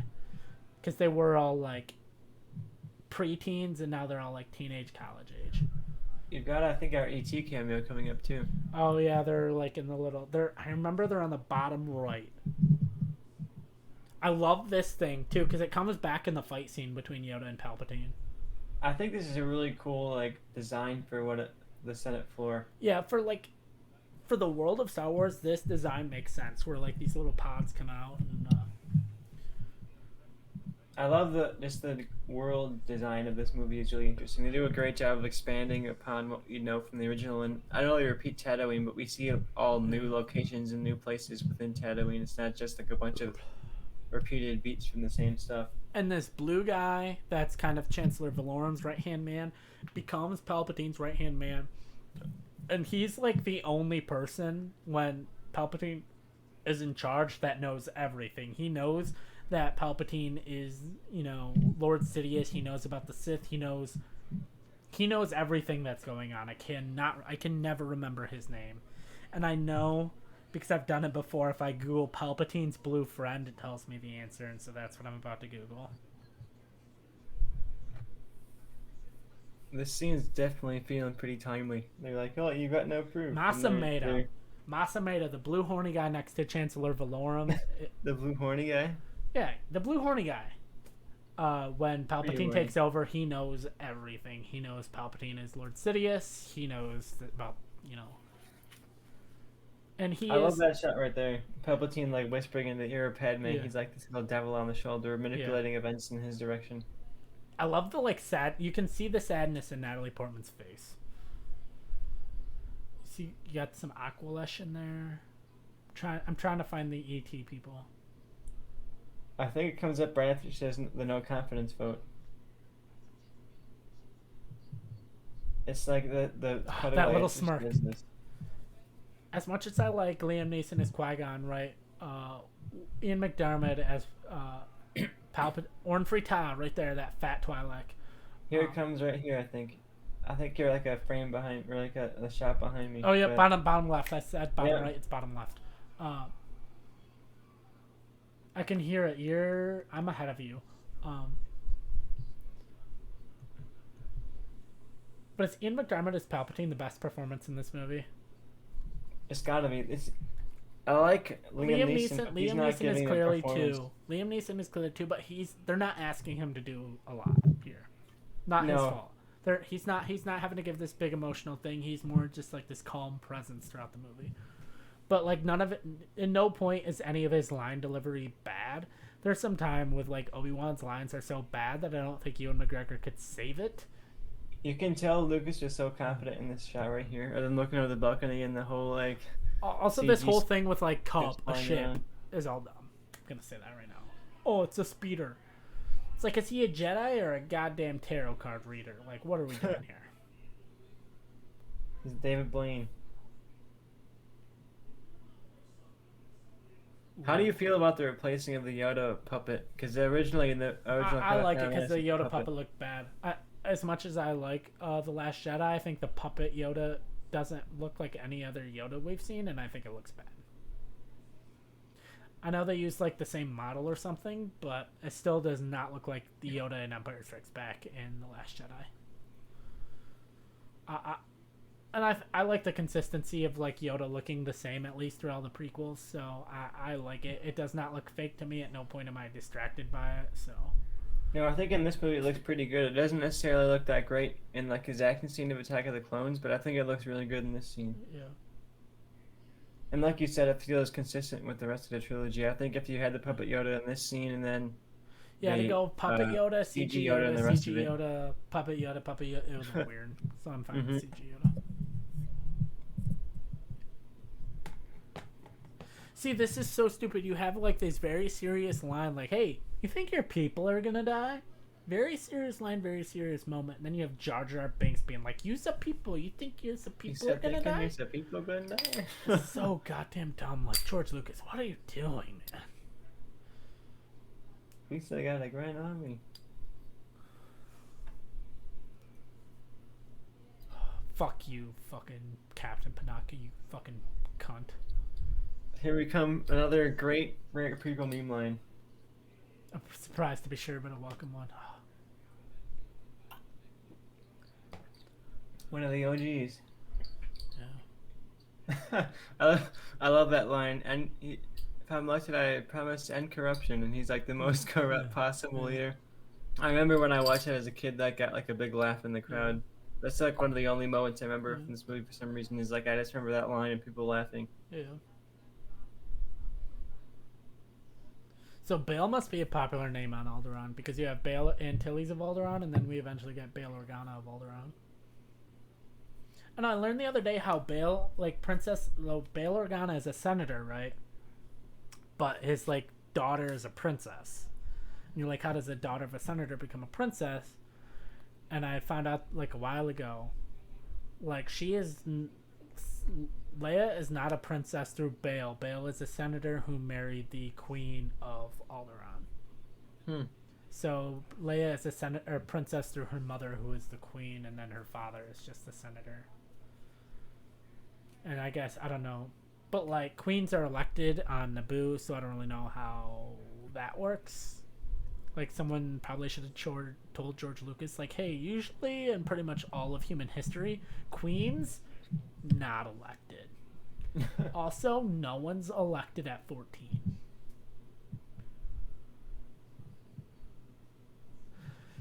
Deepa Balaba sighting again. I will say, I don't know if Samuel L. Jackson is giving a good performance here because, like, I look at him and I'm like, that I don't see Samuel L. Jackson. I see Mace Windu. If that makes any goddamn sense. He's so relaxed in this. Really, he's a very high energy kind of actor. So this is definitely against his type. He doesn't necessarily play these kind of like laid back, kind of rule oriented characters. I think this is an interesting casting choice, and he's not used very prominently in these movies, but I do think he gives a good performance. It's not anything like he's done in any other movie, really. Yeah, it's a little bit. It's an underseen movie, but it's a little bit like Jackie Brown, where it's more laid back kind of thing. Mm-hmm, mm-hmm. Even like an Unbreakable, he's a little bit more laid back. Yeah, this is before he became like Samuel L. Jackson, like the meme. Yeah, like he was like a known actor. Like he had. I mean, this is 5 years after Pulp Fiction, but he's hit that point now in his career where like he's done these roles and he's just like, whatever, I'll take the money. Like he's doing the fucking Hitman's Bodyguard or whatever. Yeah, no shame to that. You know, just take the roles. Just may the force be with you. That's a drink. We've missed so many. May the force be with you. We're just talking to the drinks. I feel like you just gotta finish these drinks. How much you got left in your drink, Joe? Like a lot. Oh, I was gonna offer a chug, but maybe not. Blue Moon is a hard chugging beer. From your point of view. Yeah. From my point of view, the Jedi are evil. Which, no shit. I honestly would love to know if they had given the Star Wars prequels to like another writer to just be like, don't change the story, just make the dialogue better. If these movies would be like better, you know. Qui-Gon, sir. Like I think the main problem with these movies is the dialogue is just atrocious throughout. Yeah, like I mentioned at the top, like I don't think Lucas cares about dialogue that much, and he does a good visual, like this really good framing and really good character work and really good just kind of like storytelling in the vaguest sense. What are midichlorians? That's a drink. I don't care. Yeah, let's drink the midichlorians. I'm with the theory too that midichlorians don't generate the Force. Midichlorians are attracted to the Force. So a high midichlorian account is just like, you know what I'm saying? Like you can't inject midichlorians into somebody and give them the Force, right? Unless they're Omega. Whatever. What's your thoughts on Omega? Is this a like series character or a season 1 character? I'm thinking series character. I wouldn't like to see her gone. I think I'm attaching to her a lot. I really like her journey in the show. So I wouldn't.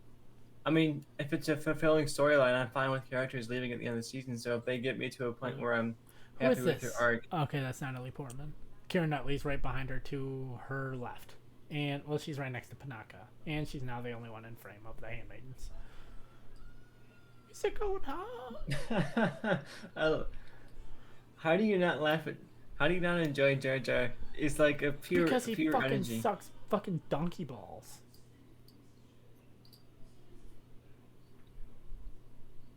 I think we missed Quinlan Voss. We probably did.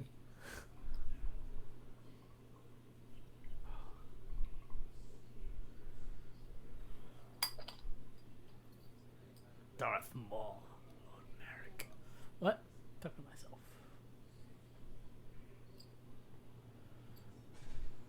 I see. Yeah.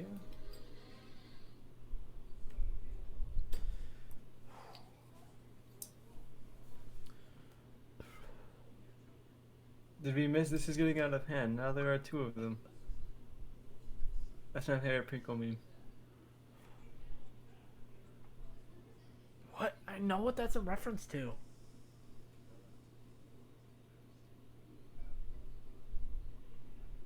Wait, yeah, we missed it because that's when they say Darth Maul. That's like Darth Maul comes in and that's his response to Darth Maul walking in, right? Am I wrong? I think it is. Because it somehow involves Maul and Plagueis, Maul and Palpatine. So yeah, like, because like I think that now there's 2 of them. it's the scene where Darth Maul walks in into the hologram, and then that cuts, and then it's either Gunray or the other one says, "Yeah, this is getting out of hand. Now there are 2 of them."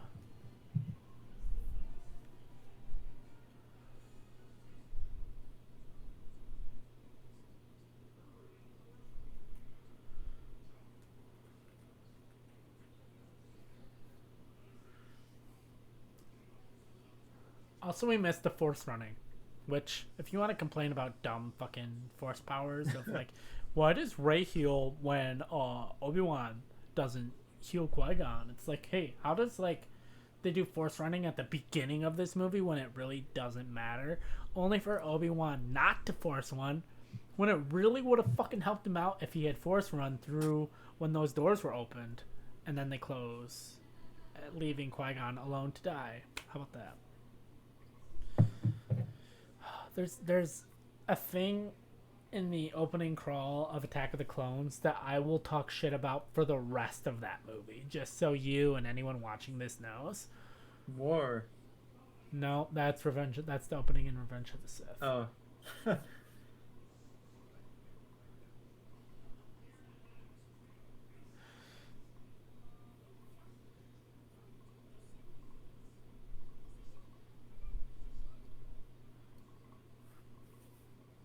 Fucking Jar Jar.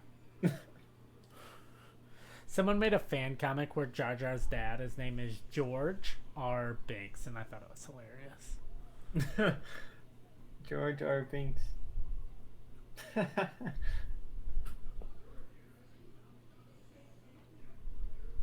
We're not, what, an hour and a half in this movie, and they're look, it's revealing Keira Knightley. What? They're revealing what? 1 hour and 40 in before they get to the reveal that Natalie Portman is the queen the whole time. Yeah.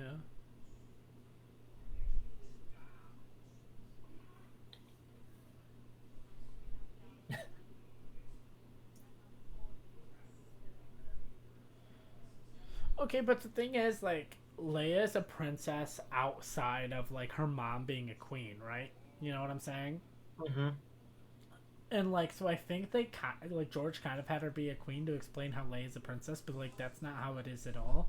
Like, I almost think it would have been interesting if it was the opposite way. Of, like, you thought you thought Queen Amidala was going to be Leia's mom, and then at the end you had the reversal of it was actually the handmaiden. That's a good call. I would have liked that. If they had somehow done that, I think it could have been interesting.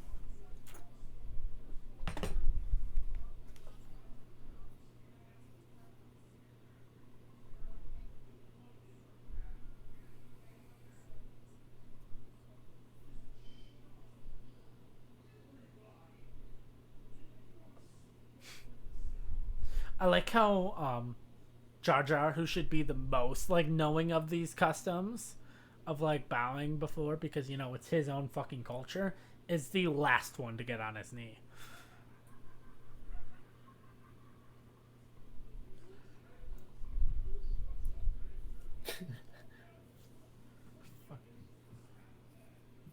Miscellaneous.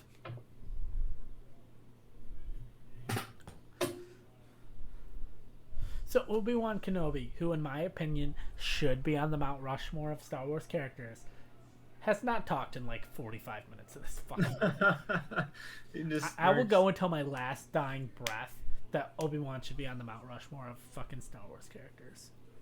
Did you not make the cut? No, because y'all motherfuckers had like Luke, Han, and Leia, which to me is like how do you not have Luke, Han, and Leia? But because Han is like in 4 movies, kind of, barely, and like who gives a fuck. Leia's nothing. I still like my picks. Obi-Wan, Vader, Palpatine, and Ahsoka.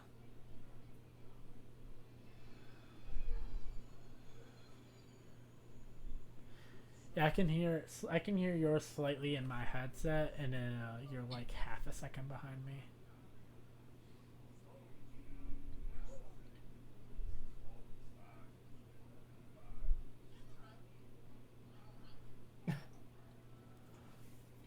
I just love that Jar Jar keeps like failing upward in this trilogy. He's the not that you'll get this reference. He's the Lane Kiffin of Star Wars characters. Sure. Yeah, you know what I'm talking about. From the thing that guy. That guy, Lane Kiffin. The game, the sport. Exactly. Hey, you're not wrong. You're not wrong.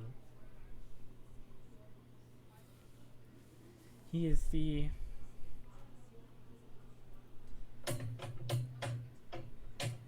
current head coach of Ole Miss football, and he sucks everywhere he goes, but somehow he just gets promoted.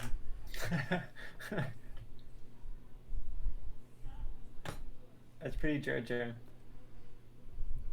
Fuck you, Captain Panaka, you fuck. I can't believe he was such a traitor like that. He's a fucking dick. He has such loyalty to Padme, and now he just gives her up like that. Well, he gives Leia out like that. Well, yeah, but Padme's like her family line, Yeah. I gotta go to the bathroom really quick. I'm trying to remember. Good luck. Nothing happens at any it's gonna be point in quick. this whole movie.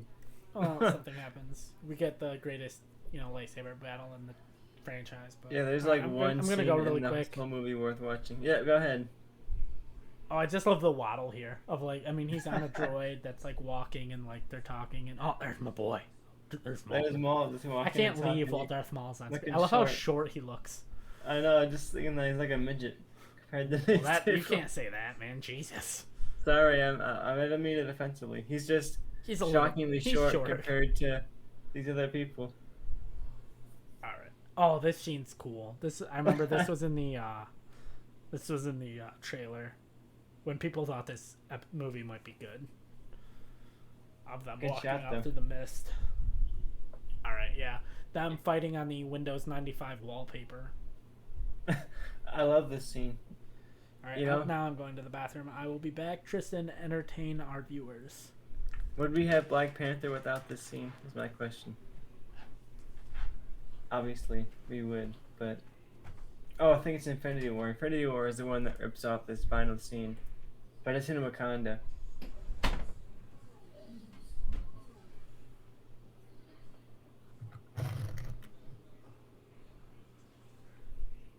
This is a Star Wars problem too, where it's like they scatter the characters around multiple different battles towards the end, and I think you see this a lot in like Return of the Jedi, where it's like Han and Leia have their own little fight, and Luke has his own fight, and you see the connective, like why one's important to the other, but you'd like to see them together, really, and you'd like to see these characters all kind of like in a group. You'd like to see Jar Jar, Qui-Gon, Obi-Wan, Anakin, even Padme, like all having to fight together in a group rather than in these separate battles. And I understand the Gungan thing adds a lot of action to this final sequence here. It's not even really. I mean, we got a lot left in the movie, but I do wish that they were in the same place. It would have been nice to see Jar Jar here rather than at his own little battle. Yeah, anything. Oh, that's a lightsaber ignition. That's You're right. How do you feel, Joe? This is. I feel that this was always a fun map on Battlefront. That's true. It's one of the better ones. I don't know. How do you feel about Jar Jar being like at his own random other battle instead of being part of this battle here with them? I don't understand the point of the other battle. I guess it's a fight against droids, but we still have a fight against droids here, so I just don't see the point of the Jar Jar Binks battle. I agree. I was just saying I think they should be condensed and have them be in one battle together because you built up this team across the whole course of this movie. It would have been nice to see them all together, like fighting side by side and each playing a role in the final battle somehow. Yeah. Also, I don't like these costumes. Like the whole Naboo costumes just don't really work for me. I like Padme's costumes a lot. I like the design of these ships too. Yeah, they're cool. Oh, there's a Wilhelm scream. Ooh, drink for the Wilhelm scream. Yeah, that's a drink.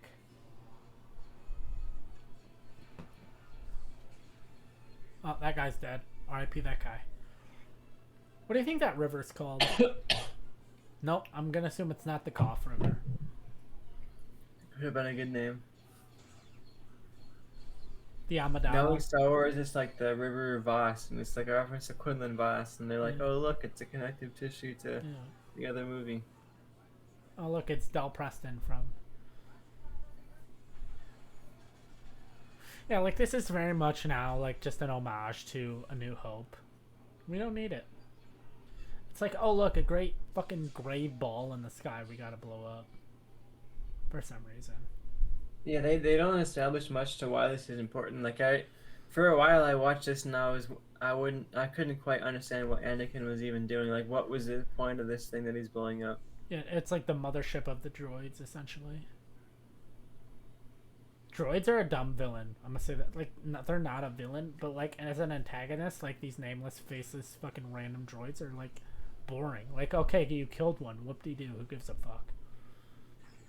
You can at least make them threatening. Did I send you the image I saw like a week or so ago of essentially like they compared these shields in this whole scene to like with like the classic, well, becoming a classic meme of like copy my homework, just change it a little, and it's this with like the dome around it and them having the shields compared to Wakanda and Infinity War that has the dome around it and them having a very similar shield. I thought it was I mentioned when you were away that Infinity War clearly ripped off Phantom Menace and it's just bad movie. Yeah, Infinity War sucks. Phantom Menace way better. I will say this is the real crossover event of the cinematic history.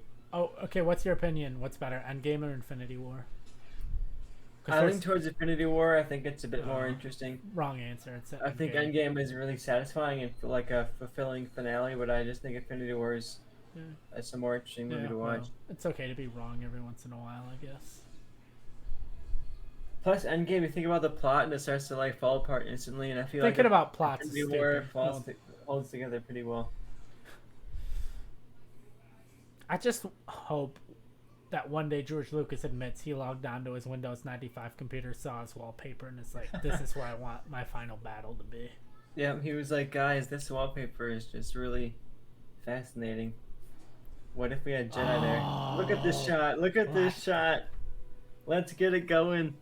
I'm so, like, I was too young to give a fuck, but, like, I wonder what the reaction to it would be if him igniting his double saber was not in the trailer. And also I love the like clearly obvious glue marks on his forehead or on his head off the horns.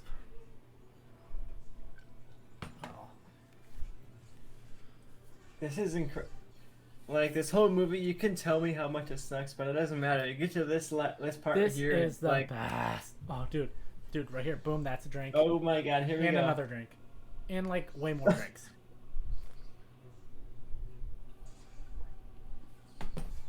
I'm gonna finish my drink for this Yeah. wall finale here.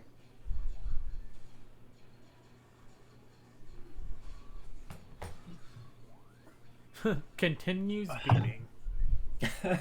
That's good.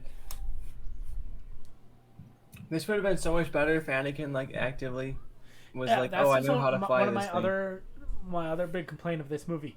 This scene would have been so much better if Anakin was more active and not just like, what's going on? If he was like, no, we gotta wipe out these droids. R2, like, what do I gotta do? Like, even if Yeah. he didn't know what to do, but he was like telling R2, like, R2, this is what we need to do. Even being 9 years old, I would have been more into it. If he was like, R2, blow up those droids. R2, let's go up into space. R2, do this, do that. I would have been. Yeah. As a 9-year-old too, it would have been fun to like see a kid character be like actively involved in saving the adult leads. Yeah. You know, he's not just like this idiot who's randomly happened into like an autopilot. There's one negative about this fight scene, and the only negative is you can kind of tell in moments that it is very choreographed. If it's like, step here, do this, turn this, do this. God, the music.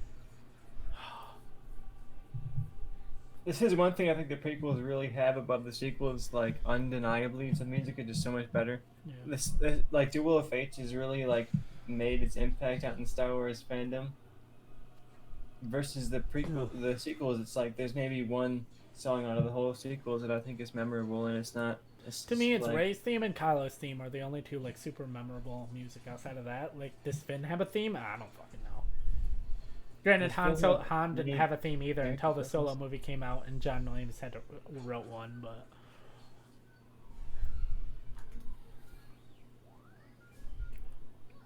there they are. Droidicas. I don't even want to be done watching Star Wars. You got Attack of the Clones, so We do, but like, do we want to just roll right into Attack of the Clones? I don't really. I mean, I kind of want to, but I also kind of don't. I'd be happy to, but we'll see how we feel after this. I'm already 3 beers in. I'm like 2 and 3 left. 2 sips away from being 3 beers deep.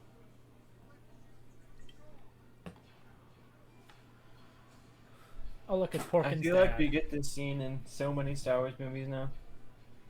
Yeah, if we never have to see them blow up a space station again, I'll be happy. This is tense. Yikes. I hope you're doing good, Jake Lloyd. I really do. Yeah, I hope he's like got his schizophrenic stuff taken care of. You know, he's on his meds, because it's not a thing you can, I don't think, ever be cured for, but I hope he's like taking his meds. I hope he's doing okay. No person in the entire planet deserves the amount of vitriol that he deserved. Like, I don't know. He about got that. hate to the level of like Hitler. You know, like this man. I was gonna say, just, like, there's some this is a fucking child. shitty ass people out there that probably deserve it. This Okay. is a child. Yeah, like no you're child. abusing. You're yelling at this child for being in a movie you didn't like. Jake Like, Lloyd is in chill 2 out. movies. Jake Lloyd is in 2 movies that I know of, and I heavily enjoy both of them. You have Phantom Menace and Jingle All the Way. And Jingle All the Way is a Christmas classic. I don't care what people say. A Christmas Story sucks. Jingle All Look the Way at that is Black awesome. Hess's shot right there. You're like, Natalie Portman is a 14-year-old girl. Her grip strength is not that strong. I don't care what. No, her grip you can't. She's a queen. Do that. She's had combat training. She's good. I don't care about combat training. I'm talking about pure grip strength. What is the point of these like big beams right here? Oh my god, how do you not know about these big beams, bro? Come on, are you really a Star Wars fan and you're asking me about these big beams? These big beams, they power the area, man. Because it looks cool, goddammit, that's why. It does look cool. And of course, there's no handrails. There's just like these ominous pathways that are George like Lucas barely doesn't wide believe in enough for a handrails. person. like your shoes are untied, you're fucking dead. Like it's over. Right here, fourth run, fourth run, fourth run, Yeah, fourth run. force run, Obi-Wan. You just did it an hour and a half ago. Well, hour 45. Force run, you fuck. Force I love, run. I love this moment here of Qui-Gon's like, I'm gonna calm down, I'm gonna focus, and fucking Maul's just pacing back and forth like a panther in a cage. I do love this. Qui-Gon's like very much meditating in touch with the Force. We're about to have a finish your drink moment because we channel like my top 5 favorite moment in all of Star Wars canon. References back to this moment. Man, Qui-Gon, what a character. Please read. I honestly think Rey having her hair done similar to Qui-Gon was on purpose. Okay, some of these ships do not hold up. Some of these ships were very clearly like 1999. I had a couple of toys from this scene that I thought were pretty cool, but yeah, not drink. I had a Lego of the Naboo ships. I had a couple Legos of them. I don't remember the guy's name, but he's like the military commander of the Gungans. He's the guy that would have been Jar Jar if it was good. Yeah. I had a couple of toys of him. Not a few Jar Jar toys. I have some around here with Jar Jar. I mostly toys just had Lego. Yeah, these like ones that are like hover across the ground that are like kind of like tanks. I had a Lego one of those. And like this whole drunken master thing with Jar Jar is weird. I don't know how I feel about it. It would have worked so much better if he wasn't like same with Anakin, if he was actively involved in this plot, if he was like, oh, I know what to do. Like it's so dumb. Like okay, once I will give you once of like drunken master. Sure, kind of funny. Maybe twice. But like 80 fucking times, I'm like, no. This is stupid. It could have been so good if Jar Jar was like, no, I know what to do. I'm going to be the hero this time. And he like actively saves the Gungans. Yeah. Instead of it's like, oh, he's like a bumbling idiot who happens himself into saving the Gungans. Yeah. And like that, I guess it's thematically relevant, but it doesn't feel like an arc. Yeah, like the hero is the least person you would expect, but also it should be someone who actively is the hero.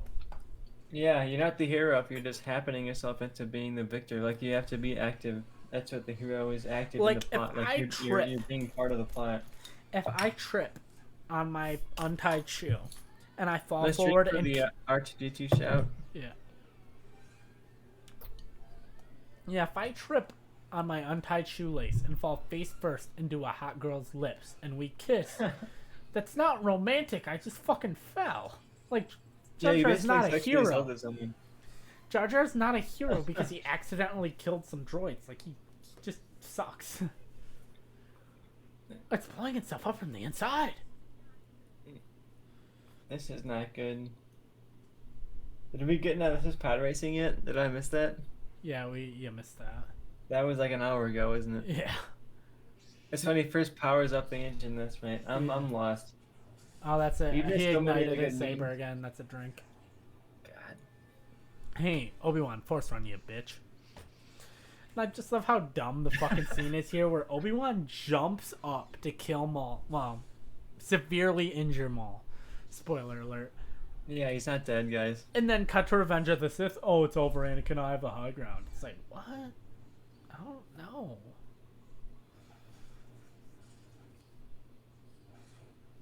This is a chug your beer. Because this definitely ties into a certain death in Rebels.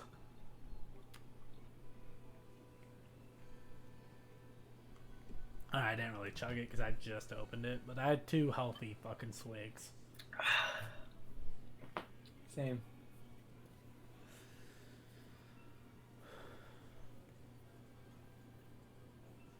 The droids are dumb too. Like, the droids as a villain suck. I know I've said it, but I hate it.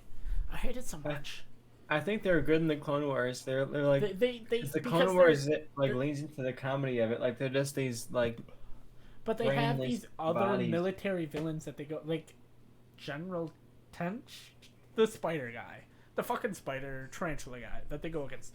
They go up against other villains that are formidable villains, like, and then the droids just happen to be there. Where this is just really kind of the droids and I guess the viceroys, but the viceroys have not been presented as anything intimidating or scary. They're just kind of like semi-comedic, but also incompetent, and nothing that's like me and you could roll in and kill the viceroys. They should have built the viceroys as like these ruthless people, like made them some kind of villain.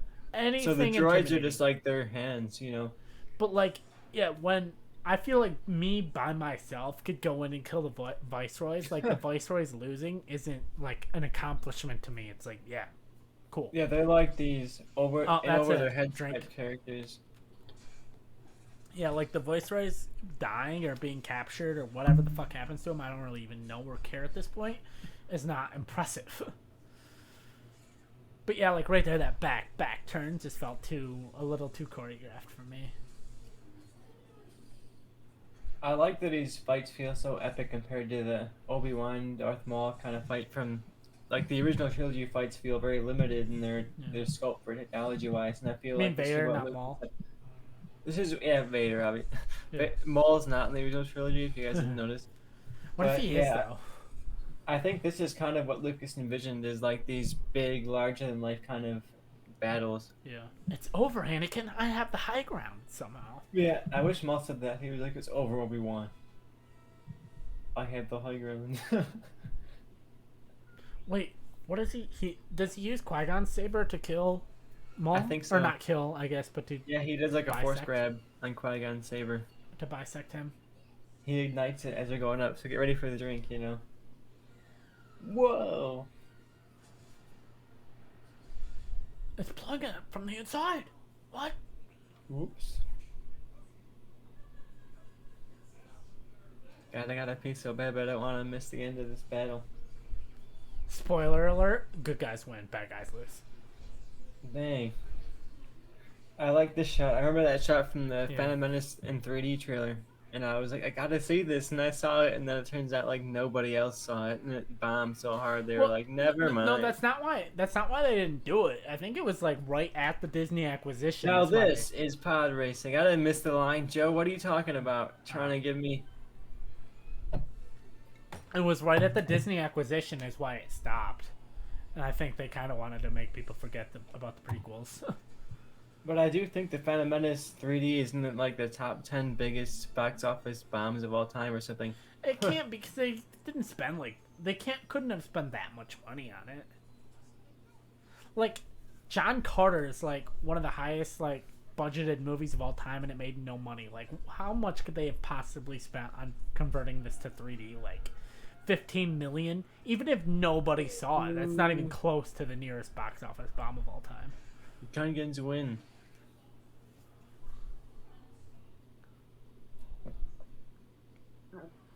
Qui-Gon saber looks boring. Hot take. I almost bought it for like $90 at Galaxy's Edge. But what's your favorite saber? I like Dooku's. I also I think Kylo Ren's probably my favorite. I forgot about Kylo the blood Ren mist. is by a mile my favorite. Wrong answer again. Right in half. He's definitely dead, Joe, right? Yeah, definitely dead. Never appears again. No way he's coming back. He's cut in half. I love so much that George Lucas was so annoyed by fans wanting Boba Fett to come back and all the theories that he was still alive, that he was like, we're cutting Darth Maul in half so no one, so it's confirmed dead. R.I.P. He's not coming back. Don't question it.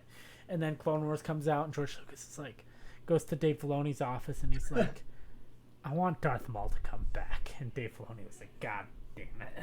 And had to figure out. Qui-Gon was right. He brought balance. As long as he threw out 9, he's good. Yeah. That's the one thing I hate. That's my biggest gripe with 9 is Anakin saying to Rey, bring balance to the Force as I did. It's like, you killed him. Like, I just don't like the line of, like, bring balance to the Force as I did. So it's like Anakin brought balance to the Force for what? For, like, 15 years? Just be like, well, I mean, Sidious is still kind of dead, though, right? So, like, it's still balanced. Like, And anyone that's watching this and doesn't know, balance does not mean 2 Jedi with Obi-Wan and Luke, or I'll be Luke back, and... I promise. Alright, you can't hear me, but... I'll make it time. So balance does not mean 2 and 2 with Luke and Leia and Vader and Palpatine. Balance is like when your body is in balance. You've purged of all like sickness, like you're healthy. Balance means no more dark side. The dark side and the light side are not supposed to be balanced with each other. It's supposed to be the light side is up here and there's just no dark side, no sickness, no nothing bad. That's what George Lucas meant by it's in balance. So I will say he brought the galaxy in balance by killing Palpatine. How Palpatine came back, we can go into that at a different time. But I will say Palpatine coming back in episode 9 is not my favorite thing. I still enjoy the movie. It could have been better. I think it would have been very interesting if Disney decided to push it back after Carrie Fisher's death and they changed directors from Colin Trevorrow back to J.J. Abrams.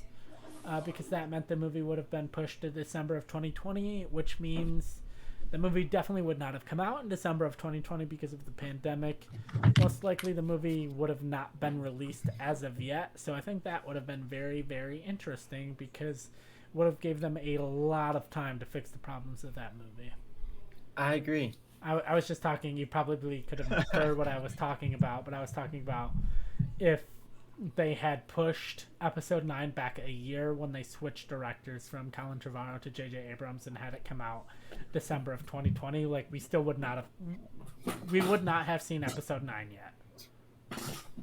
Painful. I don't know if I could deal with that. But I said it also would have most likely given us a better movie.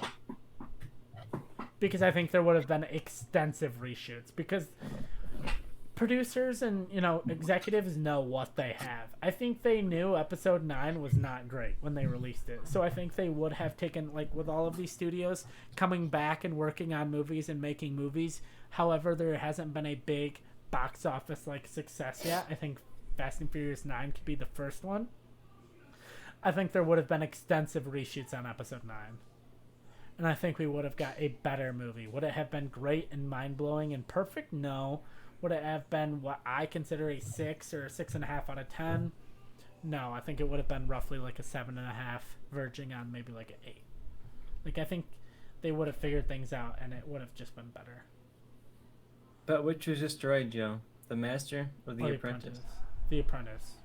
And I guess neither, honestly.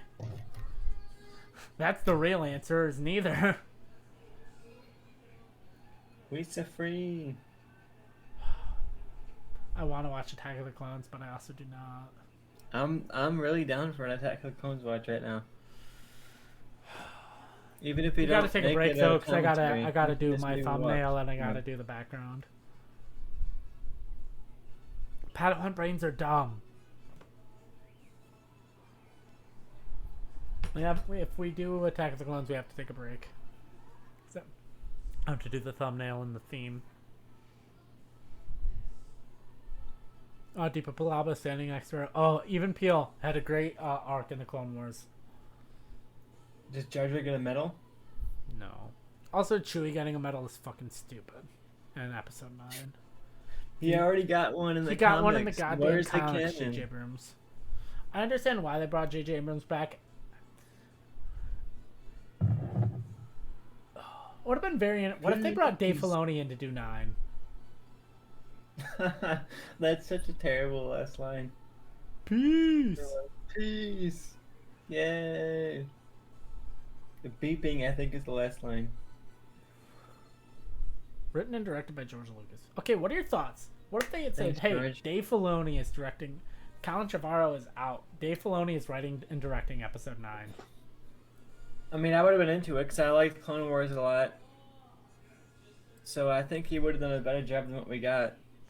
But I don't know. I don't blame. My thing is, have never blamed J.J. Abrams for episode 9 because I fully believe they essentially just directed the rough draft of his script.